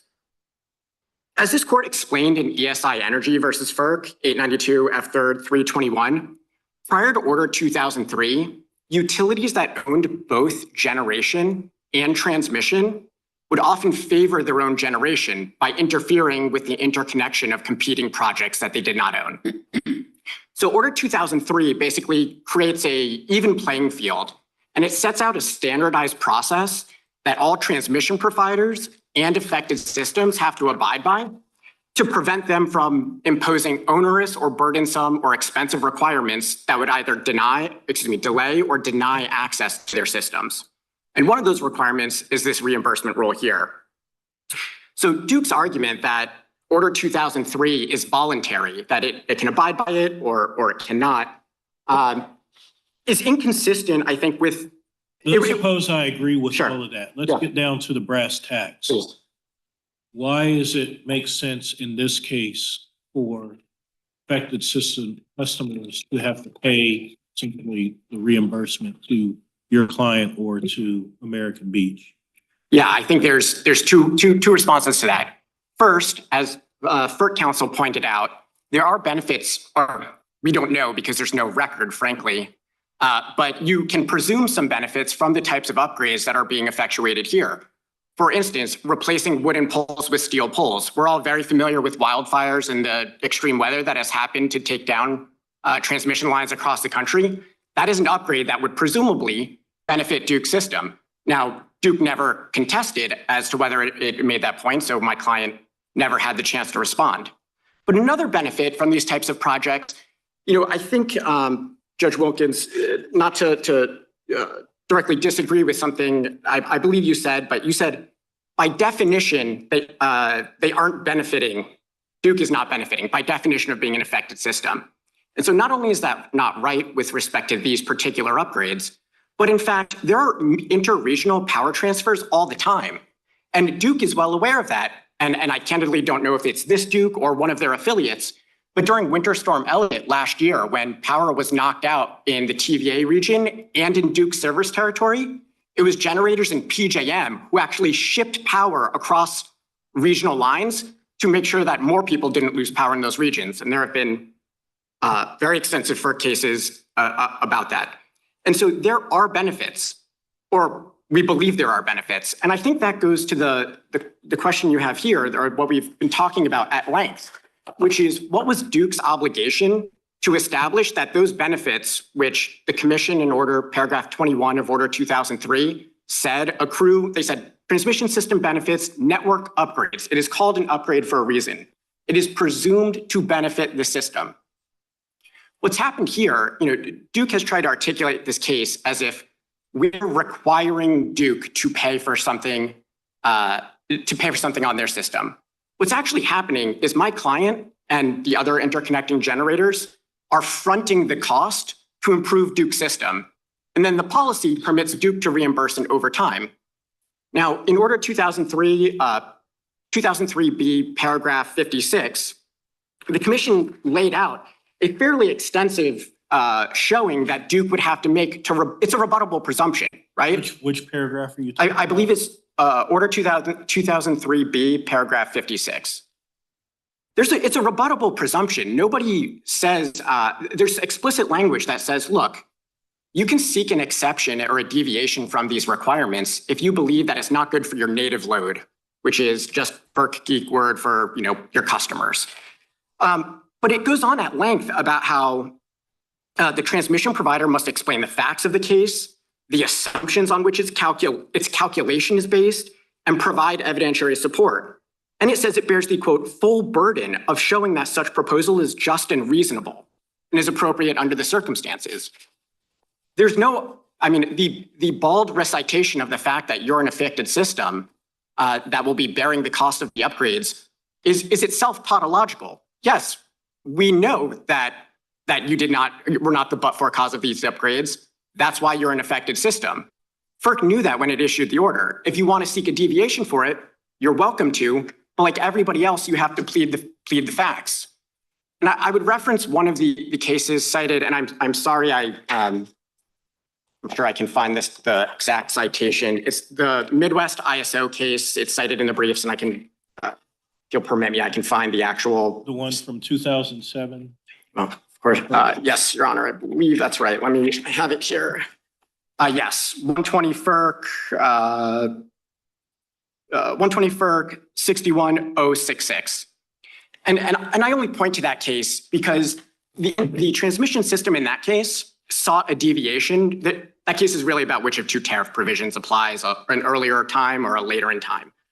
But an underlying fact in that case is that the transmission system had sought and obtained a deviation from the reimbursement requirement. And I think the deviation said, henceforth, 50% of the costs will be borne by these people and 50% will be borne by these people. And I think what it illustrates is that how based on the basically, I'm sorry, my time is long since expired, so please. Continue. Thank you. I think my point here though is 50-50 is a conclusion that you could only derive through the use of facts and assumptions to apportion out which benefits apply to this person and which benefits apply to this person. But Duke has made no showing as to which benefits apply to which party or accrue to which party. And they don't even attempt to do that. So of course, my client never had the opportunity to respond and point out that in fact, some of these benefits clearly would accrue to Duke's system. Perhaps that's the reason they never made the argument. That is just conjecture. What do we do with the fact that the commission says, well, we did act inconsistently in these other by approving these other prior agreements? But, that was then, this is now, those were wrong. Yeah. And, we think that those agreements shouldn't really be considered because, the challenge that that Duke is making now wasn't really made and litigated in those prior agreements proceedings, but see Baltimore Gas. What are we supposed to do with that? Yeah, I think I would say two things. This gives me an opportunity first to point out there's been some the parties up here seem to be contesting whether this has been a longstanding policy. And Judge Wilkins, I think you pointed to an instance in which Duke itself has acknowledged this policy. I would also point you to page 8 of the intervener brief in a footnote where we cite multiple instances in which Duke and Duke's affiliates, they own power companies across multiple service territories, have repeatedly filed affected system agreements with this reimbursement language. So, and so to your specific, and in fact, you had referenced one of their quotes. They've got another one here: an affected system operator, just like a transmission provider, must provide the 20-year lump sum reimbursement to refund any remaining balance, even if no transmission service was taken. And so your question here is about what to do with these 3 letter orders and how to treat them. I think FERC counsel had it right, which is there's no principle of administrative law that I'm aware of that says that FERC was required to continue perpetuating its mistakes. In fact, rightfully returning and applying a longstanding rule is a hallmark and obligation of reasoned decision-making. Departing from a longstanding rule because you had a case where you also departed from a longstanding rule, I think would be arbitrary and capricious under these courts' rule, or under this court's precedent. And not only that, as FERC's counsel pointed out, Order 2003 was a notice and comment rulemaking. Duke's contention that the substance of that rule was reversed by 3 uncontested letter order adjudications sub silencio runs afoul of multiple different administrative law principles. Well, I don't think that that's their argument. Their argument is just simply that like cases should be treated alike. That's what Baltimore Gas stands for. And, their case is like those 3 cases, and the commission hasn't explained why it's not treated the same as those 3 cases. And I with respect to Your Honor, I think it does explain why. And I think it points out that those cases contravene an existing rulemaking. And because an adjudication issued without an unreasoned letter order cannot overturn a notice and comment rulemaking, they're obliged by administrative law principles to apply the rule. And even if that weren't the case, I think FERC does provide a reasoned explanation for why its interpretation, even assuming arguendo that these letter orders could have overturned a notice and comment rulemaking. I think it provides a reasoned explanation why it would be creating or establishing a new policy in this case, which is to say, you know what? We've read those. They're inconsistent with what Order 2003 says because it found that affected systems have an incentive to frustrate, affected systems like Duke have an incentive to frustrate new generation. And we think here it makes sense to have a reimbursement requirement for that reason. And if Duke would like to plead itself out of that reimbursement requirement, it's welcome to put forward facts that would do so. Now, the solar facilities were located elsewhere, but there were upgrades actually on Duke's system. And so do you believe FERC was evaluating whether the solar facilities or the upgrades on the system benefited Duke's customers? Or is there a difference? I'm sorry, I apologize. Would you mind restating the question? Yes, so you have the solar facilities, they're located elsewhere. Right. But then the upgrades are on Duke's system. Right. So when FERC is doing this evaluation, do you think that they're evaluating benefits in terms of the solar benefits located elsewhere or Duke's upgrades on its own system? Or is there some difference in that? You're saying if they were to request a deviation, I'm sorry, when you're saying if Duke had requested a deviation and substantiated it with evidence, how would FERC have evaluated it? Well, just when they're suggesting that there should be reimbursements, is there consideration that some of the solar facilities are located elsewhere? Sorry, okay, yeah. So in Order 2003, the commission evinces a clear understanding that projects located elsewhere can have impacts on other systems.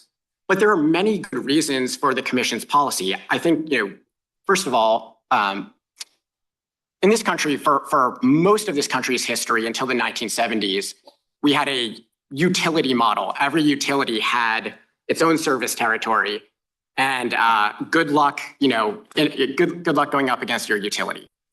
What happened though was there started to become a competitive generation industry in this country. And FERC found in Order 2003 and in Order 888 in I believe, 1996, and prior to that, that competitive generation increases energy supply, it promotes reliability, and it can lower wholesale power prices. So it found that there were really important nationwide reasons for promoting the development of this industry. But a corollary is, okay, how do we promote a competitive industry when we have incumbent utilities who basically have every incentive to frustrate the people who are trying to compete with them? And so I think to your broader point about benefits, I think they were both recognizing that there are systemic nationwide benefits undergirding its policy, but to the extent an affected system would not reap those benefits or would not, or its customers would be harmed by them, it gave Duke an opportunity, it gave all affected systems an opportunity to make a showing that in this case, the harm suffered by its customers essentially would exceed the benefits that would otherwise accrue from this policy.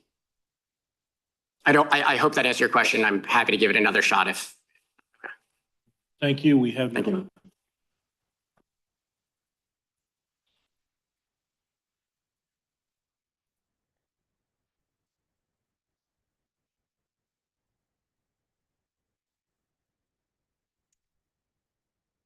All right, counsel for petitioner, we'll give you 3 minutes for rebuttal.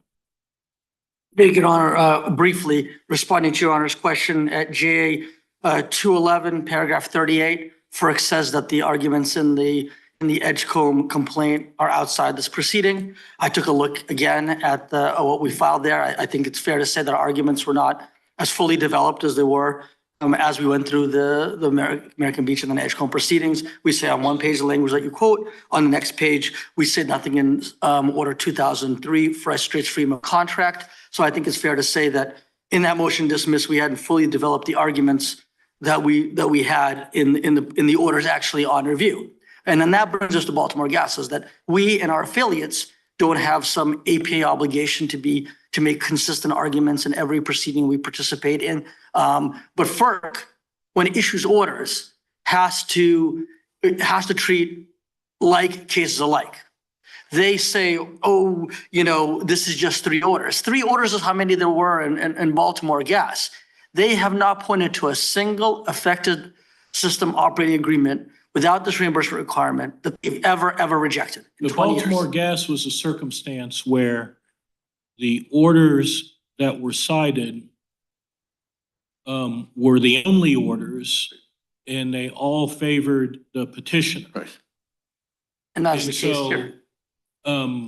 But here FERC is saying, well, we have dozens and dozens of orders that had reimbursement requirements. And yes, you can cherry pick 3 that we approved that did not.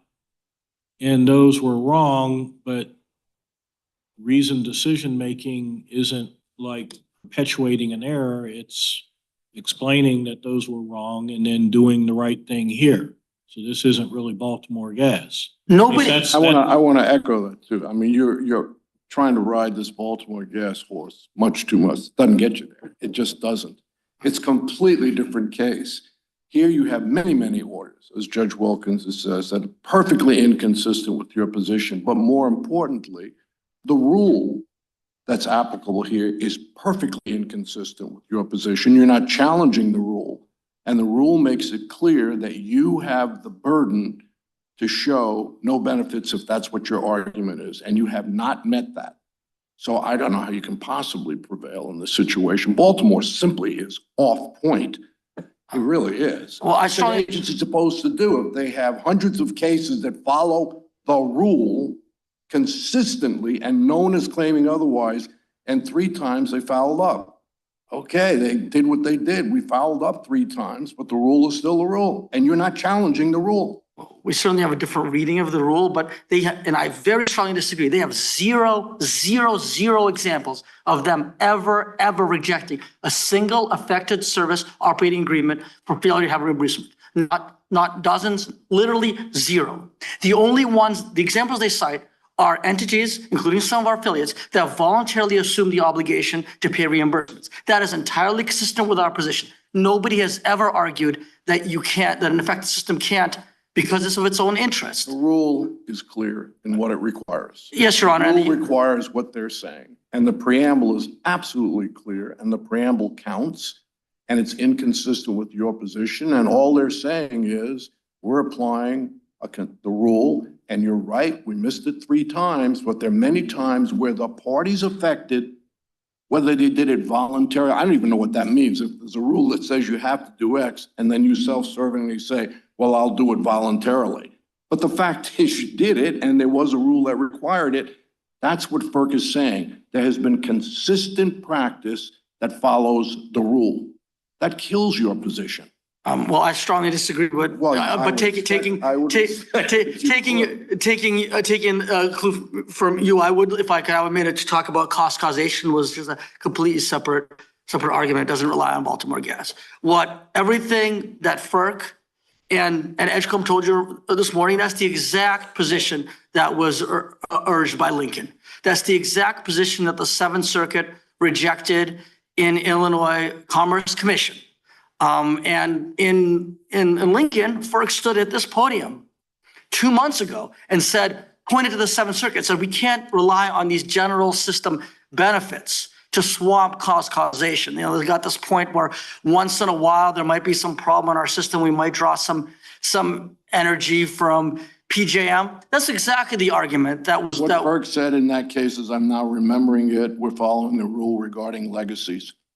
That's what they said. No, what they said. Just following the rules. No, they said, because Lincoln had argued that there's going to be system-wide benefits. Well, and they said, respectfully, what FERC's position was in that case is there's a rule regarding how we treat legacies, and this group fits it, and that's that. We're going to follow that rule. what FERC said in that case is that cost causation is a requirement of the Federal Power Act. And so we have to honor that. Here, they are flipping it completely on its head. They're saying unless you make some heightened showing that these upgrades are somehow going to hurt our customers by degrading our system or something, we're going to give cost causation zero weight. This case about challenging the efficacy of 2003, the rule. No, Your Honor. Right? The No, rule Your Honor. applies, right? Sorry? The rule applies, right? Oh. You're not challenging the legitimacy of Order 2003, are you? We have a different reading of Order 2003, but we have two independent arguments, even if Your Honors do not agree with our Order 2003 argument. I understand that Your Honor doesn't agree with our Baltimore Gas argument. The other argument is under the Federal Power Act and standard APA decision-making, they have to address reasonably a relevant aspect of the problem. They didn't address reasonably at all cost causation. They basically said cost causation is going to be completely irrelevant unless you make some unspecified heightened showing. You're trying to challenge Order 2003. Is that what you're trying to do? Is that how this case is now framing up? Absolutely, absolutely not, Your Honor. Although I will say that the principle that you shouldn't read Order 2003 to conflict with what this court just said a couple of days ago, what the Federal Power Act requires as a matter of avoidance is certainly open to this court. That wouldn't at all challenge Order 2003. That would just be a reading Order 2003 not to conflict with the Federal Power Act, which would be necessary because if you're in their reading of Order 2003 is correct, the cost causation is presumptively irrelevant, which is contrary to what this court said a couple of days ago the Federal Power Act requires. Thank you. We'll take your case under advisement. Let's take a 10-minute break.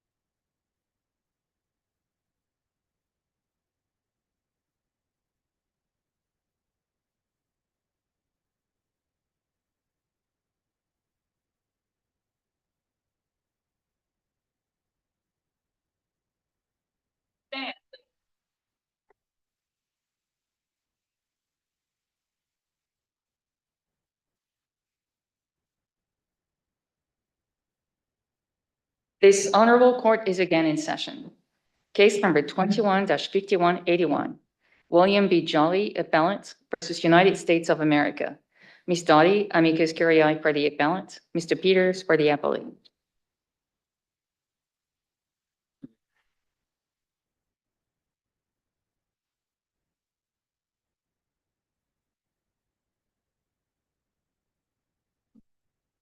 Hey, yes, it's still morning. Yes, still morning. Good morning, and may it please the court. My name is Kendra Doty, and I have been appointed as amicus curiae to present arguments that I have determined to be potentially meritorious in favor of Mr. Jolley's position. In this case, the district court found, based on this court's decision in Jarkissi versus Securities and Exchange Commission, that it lacked jurisdiction over Mr. Jolley's claims that the Merit System Protection Board's administrative review process is unconstitutional. Can you explain what claims are pending in terms of the merit claims with respect to what went before the review boards? Because there were several litigation. Yes, Mr. Jolley has several petitions before the board, before the district court, apparently before the Supreme Court. I know that several have been identified in the record on appeal. I do not know the full extent of what he has presented in various courts or boards throughout the country. But my understanding is that the government has indicated that the Merit System Protection Board proceedings and any federal circuit review appeals have concluded.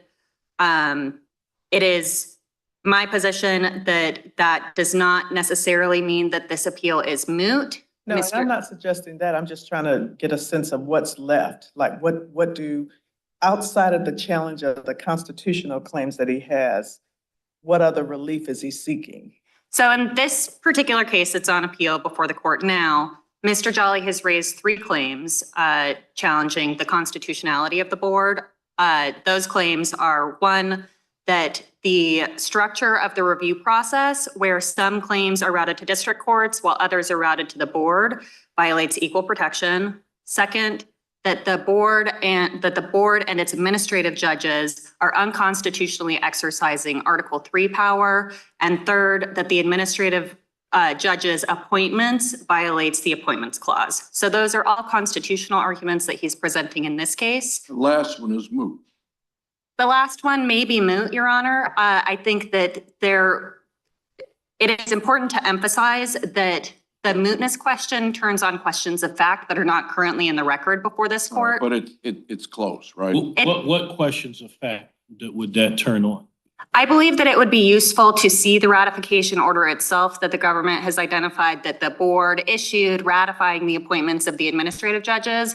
And it would be useful to know the specific facts underlying the administrative judges' subsequent proceedings in Mr. Jolley's case, because Lucia says that the actual process that happens after an officer is constitutionally appointed, you need to look at the process to make sure that the initial injury has been fully resolved. And that is the question that is factual and that is not, the record just doesn't exist before this court to allow this court to make an informed decision on that issue. Forgetting the threshold stuff and get to the heart of what we're fighting about, whether or not Axon applies. That is, whether he can proceed in district court with his so-called constitutional claims, whether he's bound by Jarkissi and Elgin and other such cases. Now, the Supreme Court in Axon says we're going to follow this approach and avoid the Thunder Bay requirement in a situation there which they described as case presenting extraordinary claims involving fundamental, even existential challenges to the structure or very existence of the agencies. You really think that's what's going on here? I think that the scope of Not whether he's raising a constitutional claim, but is he raising a claim of the sort that caught the Supreme Court's attention in Axon? Yes. Extraordinary, existential, structure of very existence. Okay, tell me why so.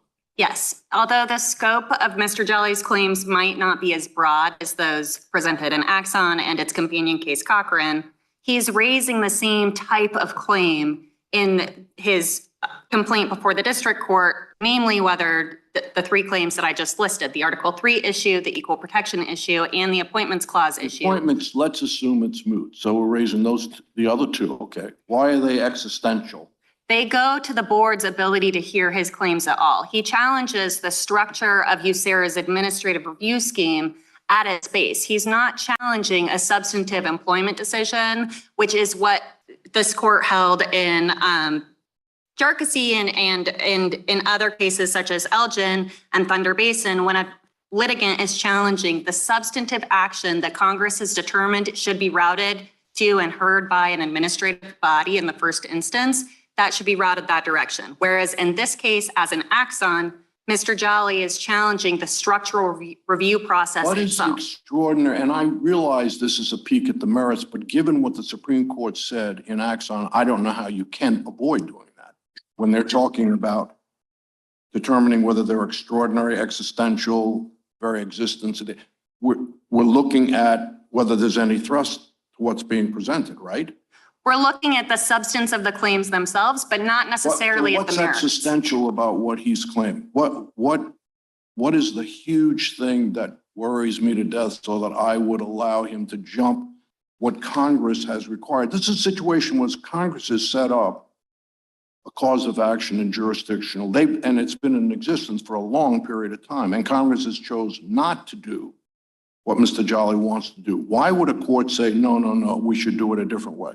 So Mr. Jolley's claims are not the specific type that Congress has routed to the administrative agency. And Axon instructs that what the court should do in assessing whether a district court has jurisdiction over a When you litigation. say not the type, I want to be really particular. What's worrying you? In other words, I knew when I read Axon what was bothering the court, given some recent case law and what the court was concerned about. You knew why they might think that was existential. What is existential here?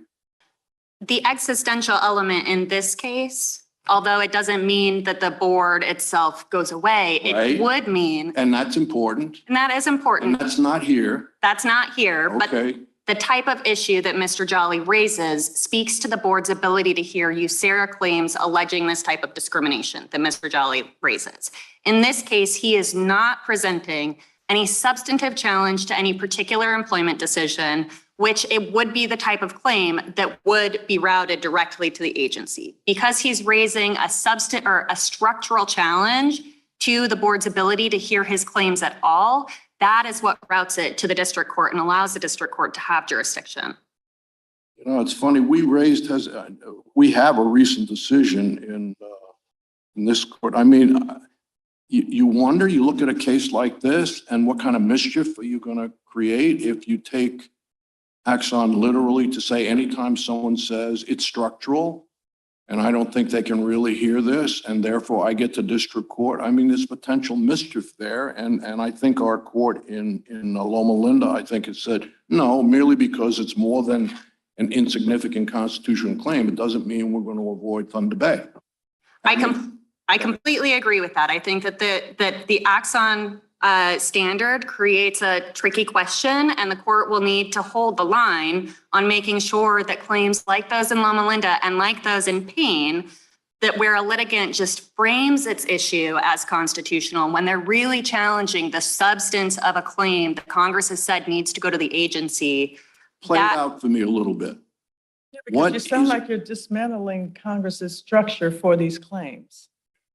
So They've already set They've up already a said it. This procedure. is not like Congress said, veterans who are Black use this approach, women use a different approach, Hispanic persons have to use a different one. It's nothing like that, right? correct, if I understand. Yeah, and I your want you to explanation. play it out. What is it? What is the horror here in terms of, you're calling it equal protection? To call something a failure of equal protection, maybe it's just me. I need to understand that a little bit better. What are we talking about here? Can Congress not do this? No, I don't think that Axon or that my position is that Congress can't route claims to agencies at all. I think that the issue in this particular case is Congress has routed employment discrimination claims to the Merit System Protection Board. Right, That is allowable, that can happen. right. Mr. Jolley is not challenging one of those types of claims. As an Axon, he's raising a challenge that having to go through that administrative process inflicts an injury because he thinks that the board. But he's claiming he has a right to something, and that's based on his notion that there's a failure of equal protection. What's the failure of equal protection? I understand I'm supposed to be cautious about deciding the merits. I understand that, but I still have to understand, because I think that's what Loma Linda is saying, merely because you present something that's facially looks okay as a constitutional claim doesn't mean we're going to avoid Thunder Bay. Okay, what is it that I'm worrying about in this case, as opposed to saying blacks go here and women go there and Hispanics go there? I can understand the possible plausibility of what we're talking about there. What is it that's worrisome here when Congress has set up an approach for veterans? You're saying it would be okay if Congress said all veterans have to go to the MSPB, right? Yes, if Congress wants to do that, I don't know Why they couldn't? why they couldn't. I have not thought that question And they through. could say all veterans have to go to district court, right? They could, but they have not done so. They have. Okay, so now, okay, the failure to do so causes what problem? Well, Mr. Jolley believes that it violates. As his attorney, you tell me your best, because you had to have thought about this. I have thought about it. I will clarify for the court that I'm not Mr. Jolley's attorney. So No, I understand you're helping us and we appreciate that. I think that the merits questions of Mr. Jolley's claims are tricky. I do not know if he will prevail. I do not think that this court needs to get into the weeds of that or really determine if there would in fact be an equal protection violation based on the statute's treatment of veterans who are federally Don't you think employed. we have to wonder, we can't avoid it, right? And especially when I look at Axon, which uses the words it's using, it's existential and extraordinary. And so that means as a judge, we're human beings. That causes us to think, well, is this the kind of claim that really is of that sort? Fundamental, existential, extraordinary? Are we talking about something like that? Because I think what they're otherwise saying is we're to leave it where Congress put it. And Congress said to use the district court in a certain set of cases, the MSPB in a certain set, and state court. Axon instructs that the question that is currently before this court and that was before the Supreme Court in Axon is not whether the merits of the claims will ultimately prevail. It's where those claims can be heard. No, I know, but wait, because you got Elgin Yes. and you got Loma Linda, you've got Yes. cases in which we say we're not avoiding Thunder Bay because choices have been made. And we don't see an extraordinary reason to run away from the choice that you send the argument this way or that way. So it's unavoidable that we're not going to look at the nature of what's being presented, because otherwise anyone can come in and say there's a structural constitutional problem here. Well, that does require the court to look at whether a person's spin of what their claim actually is true. And in this case, as an Axon, contrary to Elgin and Loma Linda, Mr. Jolley raises a claim that at its base does raise a constitutional structural challenge to the review process itself. This is not a circumstance where he's challenging the substance of a claim that Congress has routed to the agency. And that is the distinction. And I think this court. So suppose we had a situation where the claimant's person comes in, my neighbor can go and I can't. That's a denial of equal protection. I mean, so I think that this court's explanation in Payne, although the proceedings have kind of outrun that Right, decision. that got mooted, right? Right. I think that the court's explanation of the litigant's spin of its claim as constitutional and its analysis of what that claim actually was, that's precisely the type of analysis that is necessary in light of Axon. And in this case, the substance of Mr. Jolley's claims is that he should not have to proceed before the board at all. And having to do so would inflict a here and now injury. Don't I have to at least find a plausible claim? I think that When you say avoid the merits, that means I don't even look at plausibility? at this stage, no. I think I that don't know how you can get that out of Axon. I mean, Axon using the words that it's using, I think the court was at least suggesting, we're assuming it's a plausible, indeed existential, fundamental, extraordinary claim, which is, you're even agreeing by your silence that that's not what we're looking at here. But we have to find something that has some meat on it, not just this is constitutional and it denies me equal protection. well, the distinction in this case, I agree that Axon and Cochran did raise really meaty, probably plausible, I'm not sure about that, contentions about the SEC and the FTC's ability to hear the claim. This case is much narrower, but the substance of his claim is indistinguishable from those at issue in Axon. And that is what means that the district court had jurisdiction. The district court, in assessing whether it has jurisdiction, will be able to decide on a motion to dismiss or summary judgment or in other later proceedings that his claims are ultimately without merit, but just at this initial stage, determining whether the courthouse doors are open to Mr. Jolley, Axon says you look at the type of claim that he is raising, and then you can proceed through the Thunder Basin factors. And in this case, You'll get court review at the appropriate moment. You're not going to be denied court. You'll get it. that's correct. But Melinda says just because there's a plausible constitutional claim being raised does not mean we avoid Thunder Bay. That's correct. But the issues and the claims in Elgin and in Loma Linda were the types of substantive claims that Congress had specifically routed to the administrative review proceeding. See, the problem with that is, and I'm not going to bore you with my hypotheticals because I've thought about it, but you can think of 1,000 hypotheticals of really insane things that are not within the compass of the agency's authority and say, but wait, I'm raising this stupid thing. The agency doesn't decide that stupid thing, and therefore I'm not bound by Thunder Bay. It has to go to district court because my alleged equal protection claim is based on really stupid stuff. And the agency has no authority to decide stupid stuff. So I'm in district court. Really? I think that that's not the case in this circumstance. And I also want to clarify I that wanted to understand why it was you thought this claim had some meat. I And then don't. your expressions have suggested I haven't come up an easy answer, Judge. I'm doing my best, but it's hard. You're right. Yes, it is a tough question. The merits of Mr. Jolley's claims, I'm not sure that they will succeed. But the issue in this circumstance is whether they are the type of claim that Congress has routed to the agency. We'll speak to redressability then.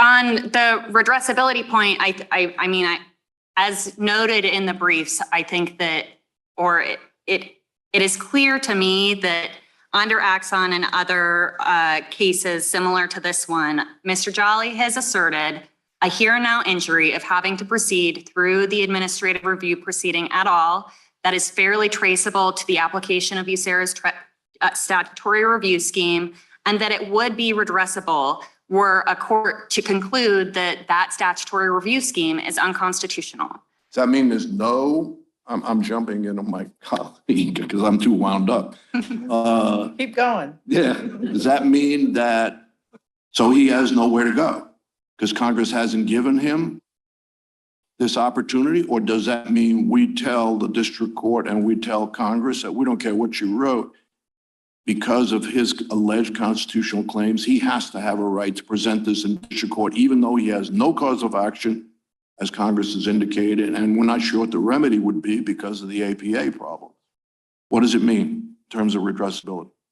I mean, the redressability issue, the issues that the government has raised, I think ask Mr. Jolley to prove more than is necessary. At the standing inquiry, this court and the district court assumes that Mr. Jolley will prevail on the merits. No, but my colleague has focused you. What is, even in standing inquiries, we ask counsel, so what's the redress? So it's perfectly appropriate for us to say, what do you envision the redress if he wins? If he wins on the merits of his, What would we say? what would this court say on the jurisdictional issue? Yeah. I think this court should say on the jurisdictional issue, the district court has jurisdiction over Mr. Jolley's claims because he is not able to effectively bring them before the board and get effective, meaningful judicial review before the federal circuit, because his claims are that he should not be Even though before the board. Congress has given no cause of action and denied jurisdiction. And that it's their call, right? Well, I disagree that Congress has denied jurisdiction because of the types of claims that Mr. Jolley has raised. But what is the cause of action? So let's suppose we remand it and say that the district court has jurisdiction. Okay, he has a complaint. What is his cause of action? That is a good question. Yeah, That is possible question, right? That is a good question. I don't think that this court needs to get into it because the sole question on appeal is whether the district court had jurisdiction in the first place. I think that Mr. Jolley would probably, Say yes to that. The district court should have jurisdiction based on Axon and your interpretation of it. Then what? then proceedings go on through the district court. The district court No, might but it's not- assess. But we can't bring the statutes over, like pull over and go grab the claims that are in another proceeding. What's the cause of action? I mean, that's what would occur to all three of us. What's the cause? Because our district court colleagues would be furious if we sent a case back and said, you got jurisdiction. We haven't the faintest idea what the cause of action is, but do your best. Yes, I agree that would be a challenge for the district court to determine, but the district court might also welcome this court's clarification on what of this court's decision in Jerkesy remains in light of Axon. There is a lot of tension that Axon creates with. Jerkesy still pending before the Supreme Court? So the substance of Jerkesy's claims are still pending before the Supreme Court. They heard argument, I think 2 or 3 weeks ago. They did hear argument? They did hear arguments, so that should be available online. But I'm just saying, I raised that for the point of us doing any type of clarification with Axon and Right. Jerkesy while that's pending. So this court's decision in Jerkesy is still valid law regardless of the further proceedings that have occurred in Jerkesy. Mr. Jerkesy's claim, from what I understand, I learned that we never know what the higher court's going to do. As a former district judge and you have something going on appeal, we'll say, that's not the case I tried. So we don't know what the appellate. yeah, we don't know what the Supreme Court will ultimately hold, but from what I understand, the jurisdictional issue is not what is before the Supreme Court. It's rather Mr. Jerkesy's substantive claims about the Seventh Amendment violation with respect to his SEC proceedings and the other substance of his claims. The court could do whatever it wants to do, so it might weigh in on this jurisdictional issue, but I don't anticipate that it will affect this court's decision in Jerkesy. Regardless of what happens there, this court's decision is still reigning, but it is severely kind of compromised because of Axon. Asked, if I recall, kind of for some clarification from us about applicability of Axon. And so that's what I'm getting at about how far do we go in light of a pending case with the Supreme Court. I mean, I'm not. This court can only do what it can do with the law as it currently stands, and it did so with Jerkesy. It read Elgin the best that it could. It read the Thunder Basin line of cases the best that it could, and it reached a decision. Since then, the Supreme Court has issued Axon and clarified the law and provided different instructions that conflict with Jerkesy. Currently before this court, that jurisdictional issue is before you, and you can only decide it based on the law that exists. There's the Loma Linda taint, which cuts against Jolley.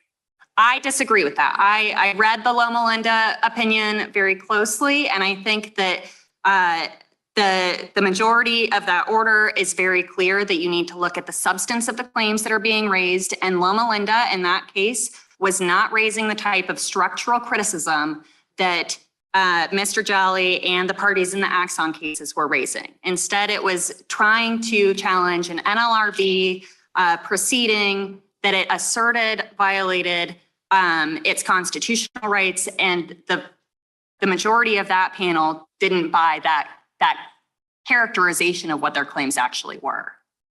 And that kind of analysis, diving into the nature of the claims themselves, is what Axon says courts need to do. Yeah, but you see what the court did, which wouldn't surprise, I think, it certainly didn't surprise me, that they added some language that's cautious, which said merely because it's a plausible constitutional claim that the agency might not address does not mean we avoid Thunder Bay. That's exactly right. And I And think, that's what we're talking about here. I Kind of constitutional claim the agency might not address, but it doesn't mean that we avoid Thunder Bay, especially, and this is what really troubles me, because I don't otherwise know how to read the Supreme Court, where you can't put it in the category, which is so straightforward, extraordinary, existential, over the top kind of question. The things they were dealing with, we all understood where the court was going on those issues. They were clear there to be addressed. I don't know what it is we're talking about here. And you're agreeing, you're saying and you've done a really good job in trying to present this to us, but you're saying even you couldn't find a lot of meat to it, certainly not existential. on the merits, I haven't assessed it to determine if there is a lot of meat, but Mr. Jolley's claims are exactly the type of claims that were at issue in Yeah, Axon. but you don't want to put it that way because it doesn't make sense. It means, as I was trying to say before, any plaintiff can come in and raise a stupid issue and say this is not something the agency would consider, and therefore I'm calling it constitutional, and so I'm entitled to be in district court. That can't be the law. Correct. It's not the law that calling a claim constitutional determines where the claim can be heard. Axon says that whether a constitutional claim speaks to the structure of the administrative review proceeding itself is what is determinative. And in this, yes. Finish your. In this case, Mr. Jolley raises that kind of structural constitutional claim. So let's suppose someone files a lawsuit in district court and says, you know, Congress requires there to be an EEOC kind of exhaustion for employment discrimination cases. But I think that violates Article 3 because I should just be able to go straight to a judge and have a judge make a determination and not waste my time with this administrative agency. Is that a claim that fits within Axon? At first glance, I believe that a constitutional challenge to an exhaustion requirement would probably fit within Axon. But as Axon instructs, you have to go through the rest of the Thunder Basin factors to make sure that it is unable to get meaningful judicial review if the party were to go through the administrative proceedings, that it is collateral to the claims at issue, which I'm not sure that an exhaustion argument would actually be collateral to the substantive claims, and that the claims about the constitutional nature of an exhaustion requirement fall outside of the agency's expertise. And I'm not familiar with EEOC work, so I don't really know what that last part would look like. But I think that that's the type of analysis that a court would have to do under Axon. The reason I raise this hypo, it's probably like one of the 1,000 that Judge Edwards has already thought of, is that it seems that one could dream up some sort of Article 3 type challenge to any sort of administrative adjudicatory process by just saying, like, I shouldn't have to go through that process.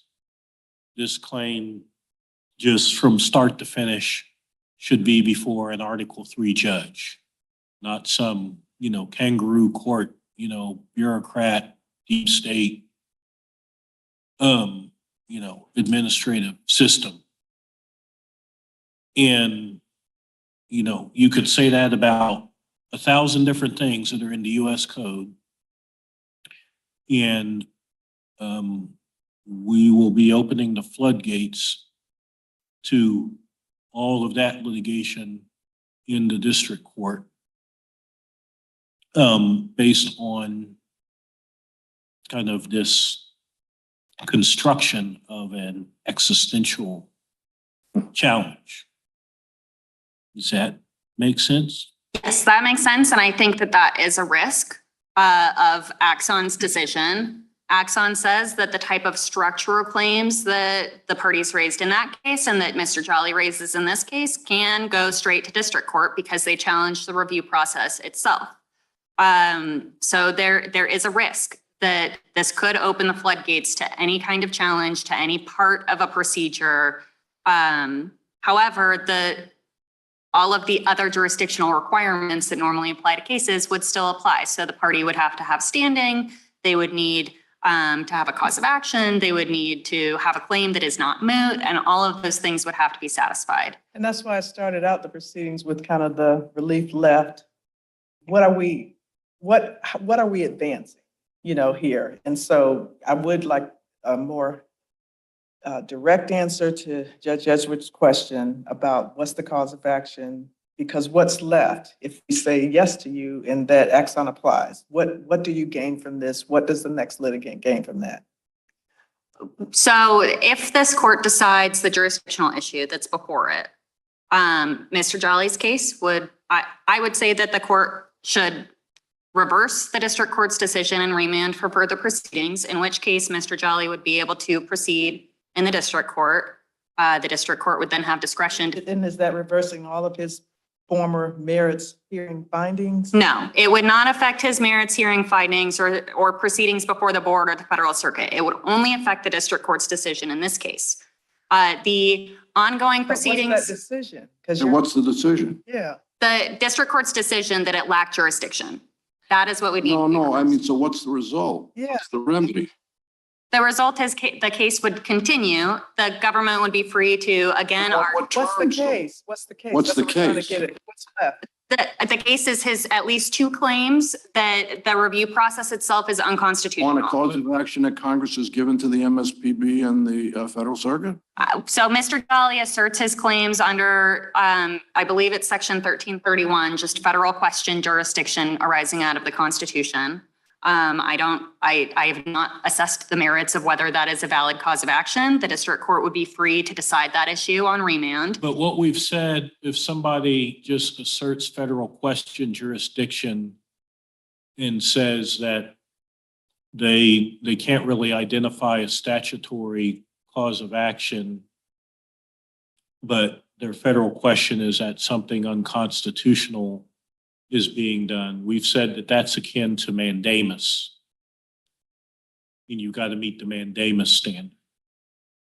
I know that Mr. Jolley has brought mandamus actions before. I cannot recall if he mentioned the word mandamus in any of his district court filings. I don't believe that he did. Here's the reason why I raised that is redressability. Mr. Jolley has to show likelihood of redress, not like theoretic redress. So what's the likelihood of redress where you can't identify a cause of action? And the only one that's plausible would be one that would be akin to a mandamus standard. And mandamus requires a showing that basically, it's indisputable that he's entitled to this relief.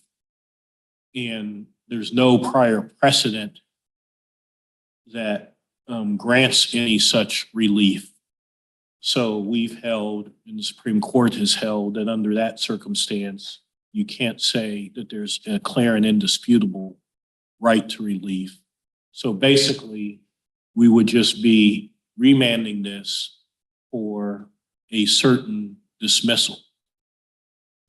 Perhaps. Either for lack of jurisdiction because it can't meet the mandamus standard, or failure to state a claim because there is no claim. But how is that consistent with a showing that there is a likelihood of redress? As I understand this court's precedent, the standing inquiry assumes that Mr. Jolley will prevail on the merits of his appeal. He has requested relief that would amount to an order saying that the Merit System Protection Board's review process is unconstitutional and he can go straight to federal court. If that were to be the ultimate outcome of the district court's case, that would redress his claims. There could be barriers such as a cause of action or other jurisdictional issues that could prevent that relief in fact. But at this stage, as I read this court's precedent, Mr. Jolley doesn't have to prove the counterfactual of what the world would look like if he were in fact to prevail.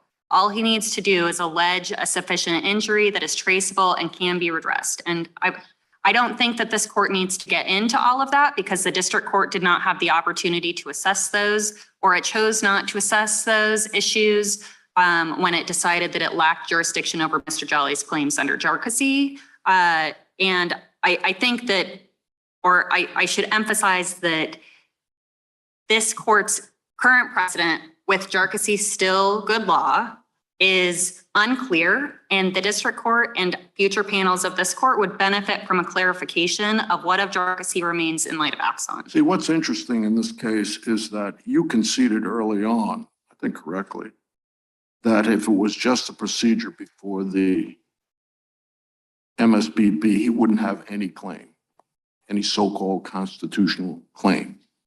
If all of these cases were routed through the MSPB, you're not contending, no, that's constitutional, challenging the existence of the MSPB. It's mirrored, I mean, that's what leapt out at me initially. He's not saying, as in Axon, that the existence, the structure should go away because of the constitutional claim. Quite the contrary. He's assuming it can exist and he can be made to go there as long as everyone else is made to go there. Right. Okay, so, which causes me when I'm trying to, and I really appreciate your effort to deal with this, and our pressing you is nothing about you, it's just about the issues. The agency using the Axon formulation, whatever the devil that is the agency can still decide its core work, which is one of the things you were concerned about. He's not suggesting they should be removed from their core work, including these kinds of discrimination claims. They can decide all of that. Then the federal circuit will decide any leftover claims on the Constitution. That seems to make perfectly good sense to me, doesn't it? And I don't know why we would do it otherwise. It's not like someone is coming in and saying, as in Axon, this agency can't exist because someone wasn't appointed correctly. They're out of business. That's not what he's saying. He's saying the MSPB is okay. It's just the way the arrangement is now. And I'm saying, well, why wouldn't we accommodate that just by saying the MSPB does what it does, handles its claims, and if he thinks that can be challenged on these constitutional terms, the federal circuit will decide it.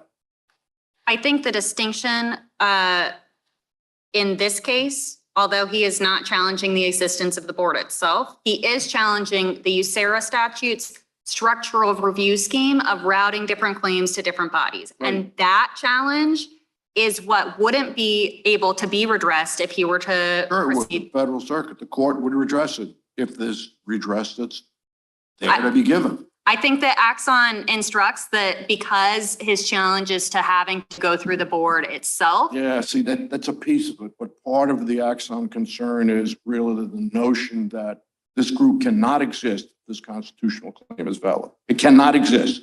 If Mr. Jolley were to prevail on his claim that the board cannot hear claims brought by federal employee veterans, that aspect of its work would not exist. So in that way, it's the same type of claim, although on a much smaller scale. Much smaller scale than Axon. I got you. All right, thank you. We'll give you some time on rebuttal. Thank you. We will now hear from Mr. Peters. You're now in. Good afternoon. May it please the court. David Peters for the United States. I think the panel here has rightly recognized that there are real questions about Axon's application in a new context like this one. But the court doesn't need to decide that question today because the court lacks Article 3 jurisdiction for the reasons that Judge Child's original question identified. The plaintiff's claims here are freestanding constitutional claims. They aren't tied to any USCA appeal that he filed with the board or that he planned to file with the board. And so he just lacks standing because there's not a concrete injury to which those constitutional claims are rooted. Amicus seems to suggest that plaintiff filed appeals in the past, and that's true. But if he has MSPB proceeding that is pending, then doesn't that tie into an injury? Because if he were to get relief on his constitutional claim, then that pending MSPB proceeding would then have to be, moved to district court, so to speak. So the only MSPB or board appeals that are even referenced in the pleadings are these two appeals that that plaintiff filed in 2018. As we explained in our briefs, those were resolved by a properly appointed AJ in December of 2022. Plaintiff then had the opportunity to seek further review of those appeals before the board. He chose not to do so within the 35-day period. He then had the opportunity to file a petition with the Federal Circuit. 60 days after that, he again chose not to do so. He had other appeals pending that neither plaintiff nor amicus cited, but those two have not been resolved. And so we are not aware, the government's not aware of any other pending appeals before the board. Have been. The other ones that haven't been identified, the government's understanding is that those have been resolved as well. We cited several in our brief in which plaintiff sought review for the Federal Circuit. The Federal Circuit has uniformly rejected those claims, both on jurisdictional and merits grounds. And so if the only concrete injury that can be identified is that plaintiff was proceeding before the board and had some issues with that, now that those proceedings are no longer pending and those proceedings are concluding, then there aren't any injuries to redress at all. But he's using Axon and saying he couldn't be required to do that, so that shouldn't count against him. He's saying he shouldn't have been made to process his claims for the reasons he asserts. And that's certainly what he's saying, but if the only... No, I'm trying to figure out what Axon means. Axon assumes that you can't compel, that's what the court's focusing on. This is an agency, an operation that can't exist and cannot be given the responsibility, if he's right on the constitutional claims, to decide his case. So why can't he say, that can't count against me on standing grounds? I have standing to come in as an Axon and say, there's a constitutional infirmity here because of the way this is set up. And so the structure can't count against me. So it doesn't matter whether I dance through it. It just can't count. No, Oh, no, don't say no to me. Say no to the Supreme Court. Well, fair. I didn't say it. My point is only as to the Article 3 question, right? Plaintiff can't come to court and just say, I think the MSPB is unconstitutional. That would just be an advisory. Oh, he gave reasons. Of course. He still needs to show a concrete injury about how he's actually harmed by this, and he hasn't shown that. When you look at the Supreme Court in Axon, they're saying the injury is being forced to use, I can't remember their exact word. To proceed through an administrative structure that they think is unconstitutional. Right. But right. In Axon, there wasn't any question that the individuals who were respondents in ongoing enforcement proceedings were being subject to those proceedings. And the point is, you're trying to make a distinction, which I've thought about, I don't know what to do with it, between an enforcement proceeding and a claim of benefit proceeding. I mean, in some ways that distinction is tempting, but I don't know how far it gets you. I'm happy to talk about that, Your Honor, but that's actually not the point I'm trying to make. Well, that's the way it was coming across. Well, let me try to clarify that. Right. The point is, to even come into court and assert an Axon claim that challenges the structure of the MSPB, there has to be some concrete injury, or else all that plaintiff is asking for is an advisory opinion. Concrete injury is, I want to seek these benefits. But use this situation. I want to seek these benefits, and I'm being told because it's a federal employer, I must go through this structure, and this structure is constitutionally infirm. Supreme Court said in Axon, you can't make me use a procedure or enforce something against me in an operation that is constitutionally impermissible. And certainly if plaintiff identified proceedings that he intended to bring before the board, that might be a different case. But if you look at the pleadings, Your Honor, his allegations of injury is that he lost employment opportunities because the board is unconstitutional. It's not clear what that means, but it's certainly not an indication that he was going to bring proceedings before the board and was therefore subject to these unconstitutional proceedings. And so our point is there isn't a concrete injury. No, he did bring proceedings. He had brought proceedings in the past, those proceedings are now done. And so to the extent that those proceedings were the kind of But I mean, I thought the posture was he was saying, yeah, that they recently were done, but they can't count against me, and you're wanting to count them against me. Your You Honor, can't count against me, so you can't say my claim, whatever they were, is moot, and my claim should be raised, can be raised somewhere else, not in this arrangement. but Your Honor, in Axon, to the extent that the plaintiff and amicus are saying this is like Axon, what the court said in Axon was that the requirement to get immediate review is because there could be no relief after the proceedings are completed. The proceedings are now completed, so there can't be any relief that can be granted to plaintiff. And so the claims are just moot. MSPB proceedings were resolved in 2022, which was after the district court suit. Which is why they're moot. No, the standing is measured at the time you filed the suit. Certainly, there would be a problem because 2020, that's when you measure standing. Sir, mootness though would be that intervening events have outrun the controversy because the proceedings have been completed. In this case, But if the the court problem was, is we're going around in circles because Axon says they can't be completed, his claim, based on his claim. They couldn't have been completed in this form. That's what his claim is. They could not. I had to use it because that's what was there, but they're not really complete. I guess to try to reframe it slightly, Your Honor, if this court were to reverse and somehow plaintiff were to prevail on the merits, which we don't think is in any way possible for all the reasons identified, he has asked the court to not only to enjoin the board from appointing AJs, but also direct that his claims can be brought in district court. But he doesn't have any, there wouldn't be anything to enjoin. There aren't any more proceedings going on. And so there isn't any live controversy that's still pending. Well, I want to hear what counsel, his appointed counsel has to say, because my understanding is he is contesting the MSPB proceedings, which were allegedly resolved in 2022 after the district court. He brought it in time to be able to say, you shouldn't make me go through this. That's his Axon notion. And I don't know why he doesn't have standing in district court to pursue that. I'm happy to have amicus correct me. Amicus's point on mootness is that there's some kind of disputed factual record. It's not clear what that disputed factual record is. It's a 2022 order of the board. We cited in our brief, but even assuming that is the argument that they are making, they're not saying that if these proceedings are in fact complete, that the case is not moot. Because if the proceedings are complete, there isn't any live controversy that plaintiff has with the board. The proceedings that he says couldn't have happened.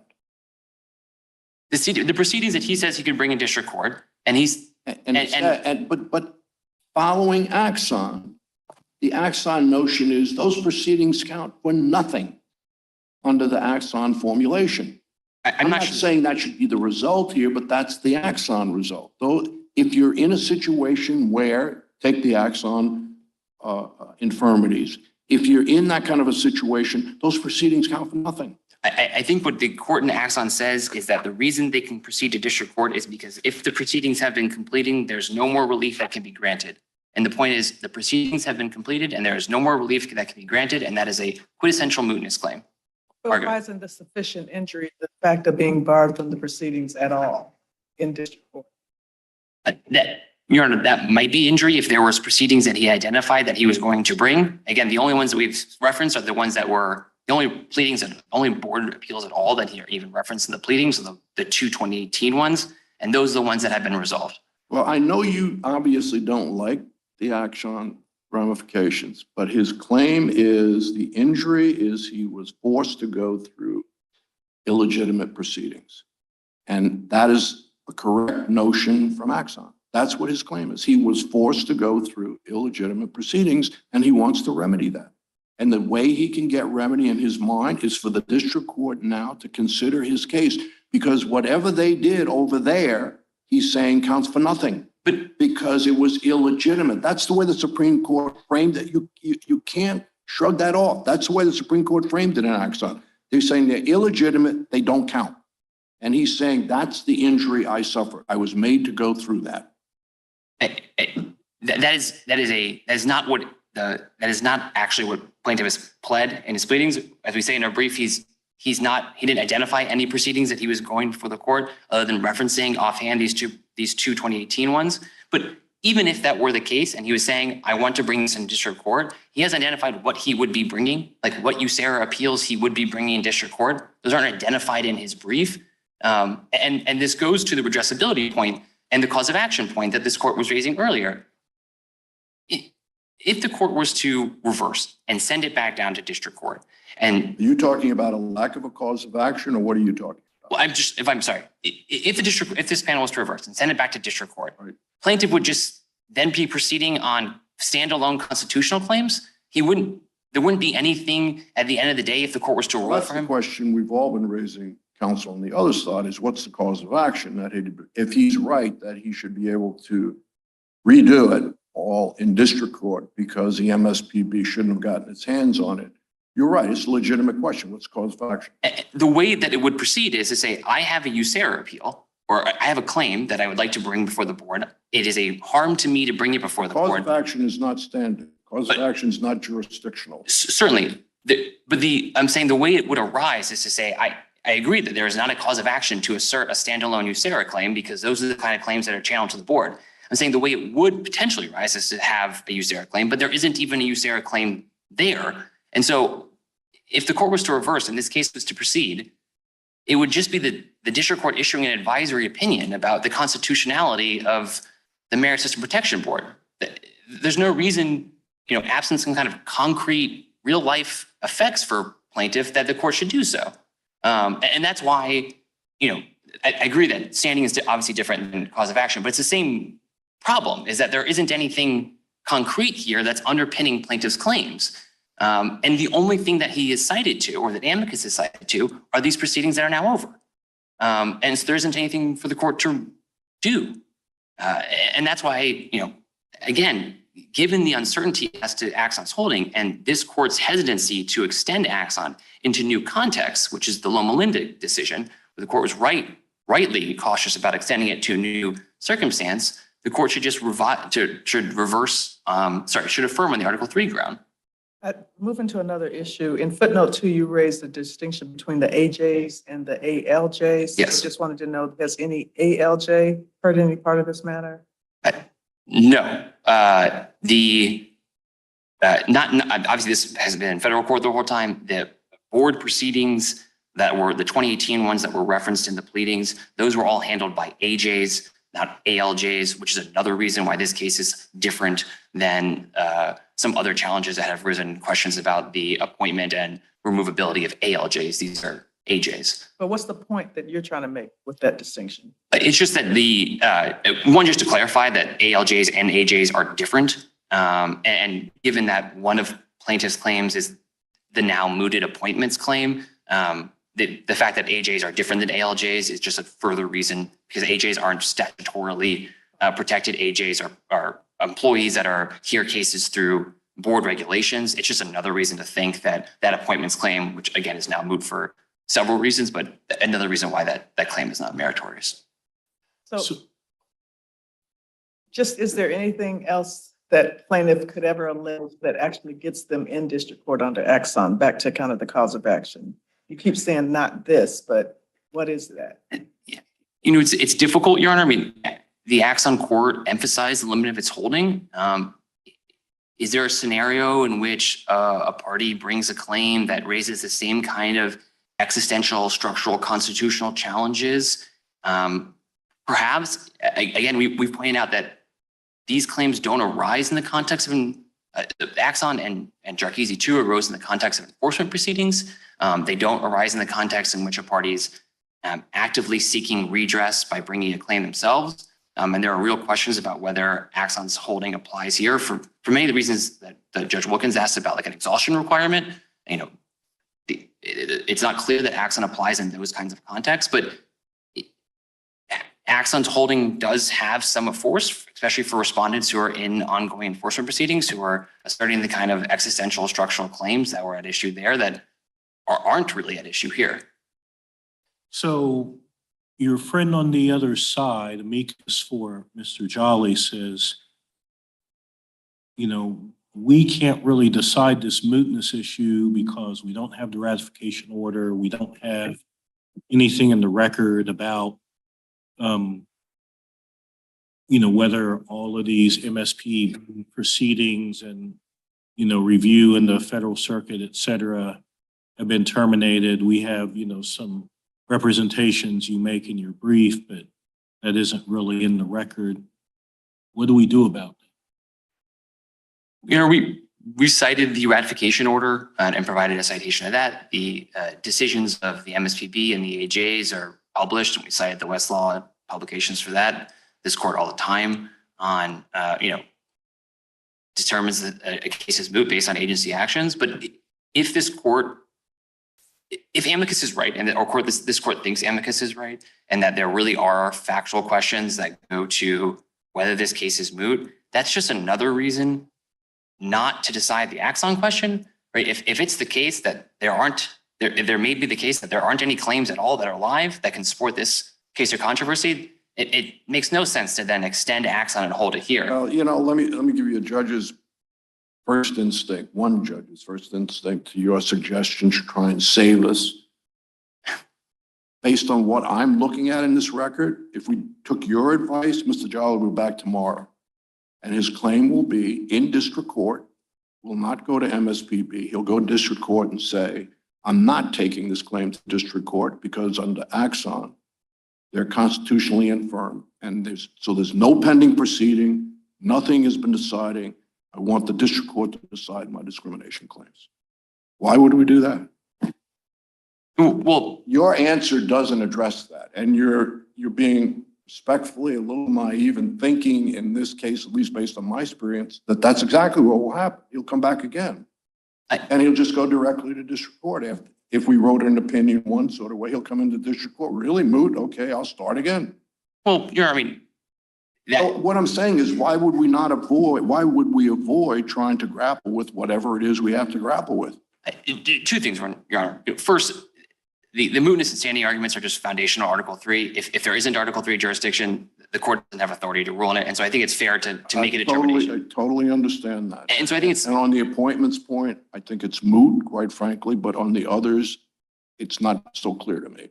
But I hear you. Go ahead. And the second one is, to the extent that a plaintiff or another party brings a kind of clearly meritless equal protection or Article 3 claim in a way that doesn't present the same kind of Article 3 defects that are present here, yes, maybe then the court, would have the opportunity, a district court would have the opportunity to decide Axon's application, but especially given the emphasis that the Supreme Court placed on the limits of Axon's holding, it makes sense to the extent that this court is going to, or any court is going to extend Axon holding. What is the paragraph in Axon? I missed it. That says, don't take this too far. I have it right here, Your Honor. I believe it's page 143, Supreme Court 904. It says, as to the grievance, the Court of Appeals can do nothing. A proceeding that has already happened cannot be undone. Judicial review of Axon's structural constitutional claims would come too late to be meaningful. For many of the same reasons, we think the claims are moot. And then the next paragraph, the limits of that conclusion are important to emphasize. The government notes that many review schemes require parties to wait before appealing, even when doing so subjects them to significant burdens. And so the Axon court was self-conscious about the limits of its holding, and that to the extent that a court is going to extend that holding, which is unquestionably would be, right? Not only because there's new claims, but also because they arise in a new context. The court should proceed cautiously before doing that, because there is a real concern, as the panel previously recognized, that the floodgates are going to be open to any constitutional claim. What did the Federal Circuit do here? The Federal Circuit has had several claims that plaintiff has brought to them. The one that we cited in our 28J was one in which plaintiff brought a USCA appeal before the board, lost on the merits, then sought review before the Federal Circuit. The Federal Circuit affirmed on the merits and held that plaintiff's challenge to the AJ decision because the AJ was improperly appointed was also not meritless because the March 2022 ratification order by the board cured any appointments defect that might have been before. And so that's all. They didn't say anything else. but that was just a merits ruling as to that one. There have been other federal circuits. I think I count more than half a dozen involving plaintiff. They have been merits decisions rejecting individual use.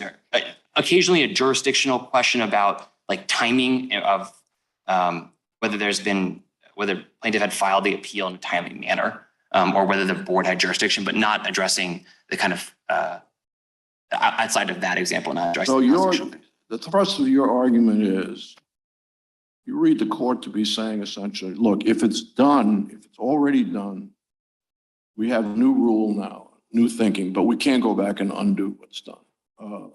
And we're not going to say that constitutional infirmity is so grave that we're going to now go backwards.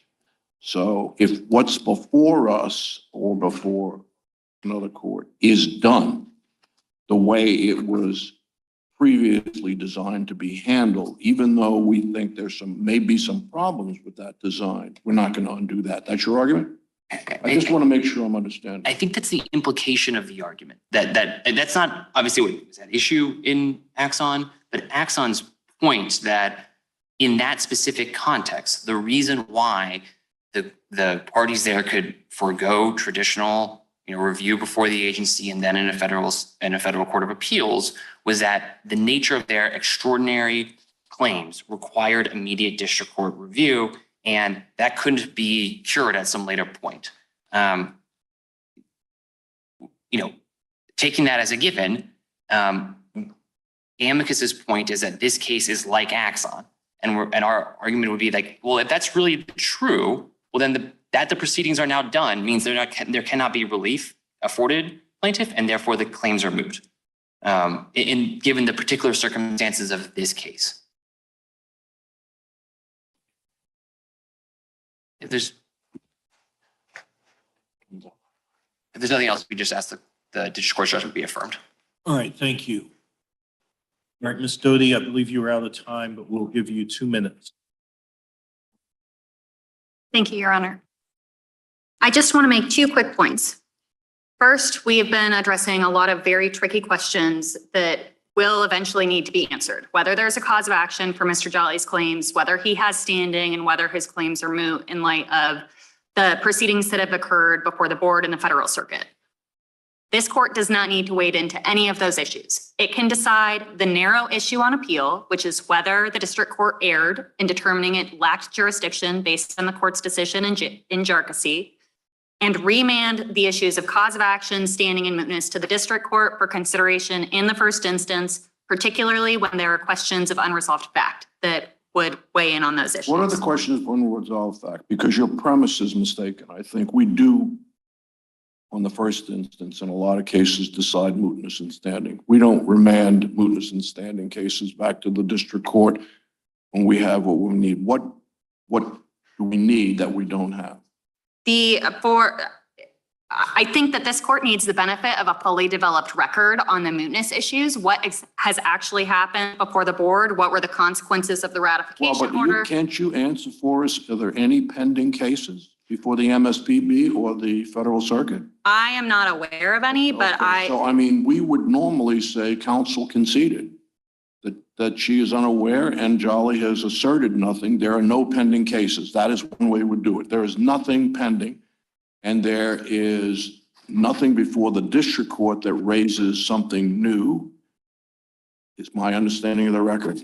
I do want to clarify that because I am not Mr. Jolley's counsel, Right. there might be things that I am not aware of. He has not communicated with me about the substance of his claims. So he might have pending proceedings before the board. I just don't know about them. But so I'm getting counsel's assurance that she is not aware of any pending proceedings. I am not aware of any pending proceedings as someone who would not be involved in those proceedings.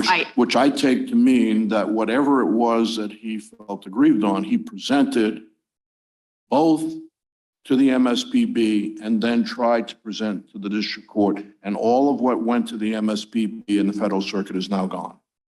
I am not sure if that's correct. I know that the district court had a separate case that Mr. Jolley brought recently. I believe after the district court in this case issued its decision, and I don't know what the status of that case is. I also know that he has at least one pending cert petition before the Supreme Court, and he anticipates filing another one that might already be docketed. So I know that he's trying to do a lot of things. I think with respect to these same claims, I am not sure what the full extent of that is. But I do think that having the benefit of a full record, which the district court is well positioned to develop and to decide these issues in the first instance, would be consistent with the court's practice that when there are unresolved questions of fact, or when the district court hasn't decided these issues in the first instance, it is appropriate to remand that question to the district court. See, I'm resisting. My gut resists that because we normally require a party who's before us in appropriate circumstances to assure us that there is some pending claim, and we assume that they know that. Now, you're in an awkward position, and if we don't have that assurance, that will affect how we would think about mootness and standing. We don't need the district court to help on that. I understand the court's concern. I think that it is important to recognize that Mr. Jolley has standing over the question that is before this court, whether the district court had jurisdiction. As Judge Edwards and my friend on the other side were discussing earlier, Axon makes clear that an injury that is alleged that challenges having to proceed through the board proceedings at all is in fact an injury that is traceable to the statutory scheme and that would be redressable by a court order that says that statutory scheme is unconstitutional. So in that way, this court can assess the jurisdictional question. Only with respect to situations where I think the party has something that the party is allegedly aggrieved over. And if he comes in and just wants to make a generalized grievance, no, he's going to fail on standing. If he's arguing in the district court, I just want to make a generalized grievance that this scheme is unconstitutional. For these reasons, he fails standing. That is not what he has done in this particular case. Well, that's why I'm curious to know whether there's anything pending, because then the standing issue is very serious. If he doesn't have anything pending, at least as I understand Jolley, there's got to be some. I mean, as I understand the Supreme Court, it's got to be something. From how I read the notice that Mr. Jolley filed with this court shortly before oral argument, where he attached one of the docket entries for his pending Supreme Court petition, that is, from what I understand, captioned as a petition for certiorari and or mandamus.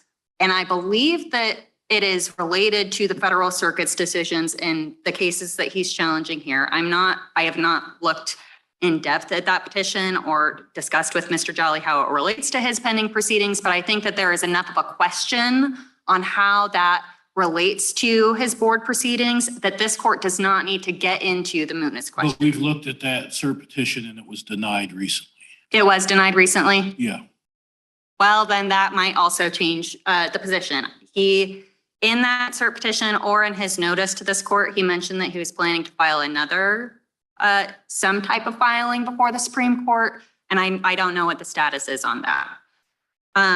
But at the end of the day, I think that this court needs only to address the specific jurisdictional issue that is at issue here. I think that the discussion that we had earlier with Judge Wilkins about the floodgates being opened in light of Axon, that exists regardless of whether this court decides this case on mootness or standing without reaching the Axon issue. But if the court chooses to decide the issue on appeal and determine Axon's impact on its precedent in Jerkesy, that would at least provide clarity for district courts to wade through that flood.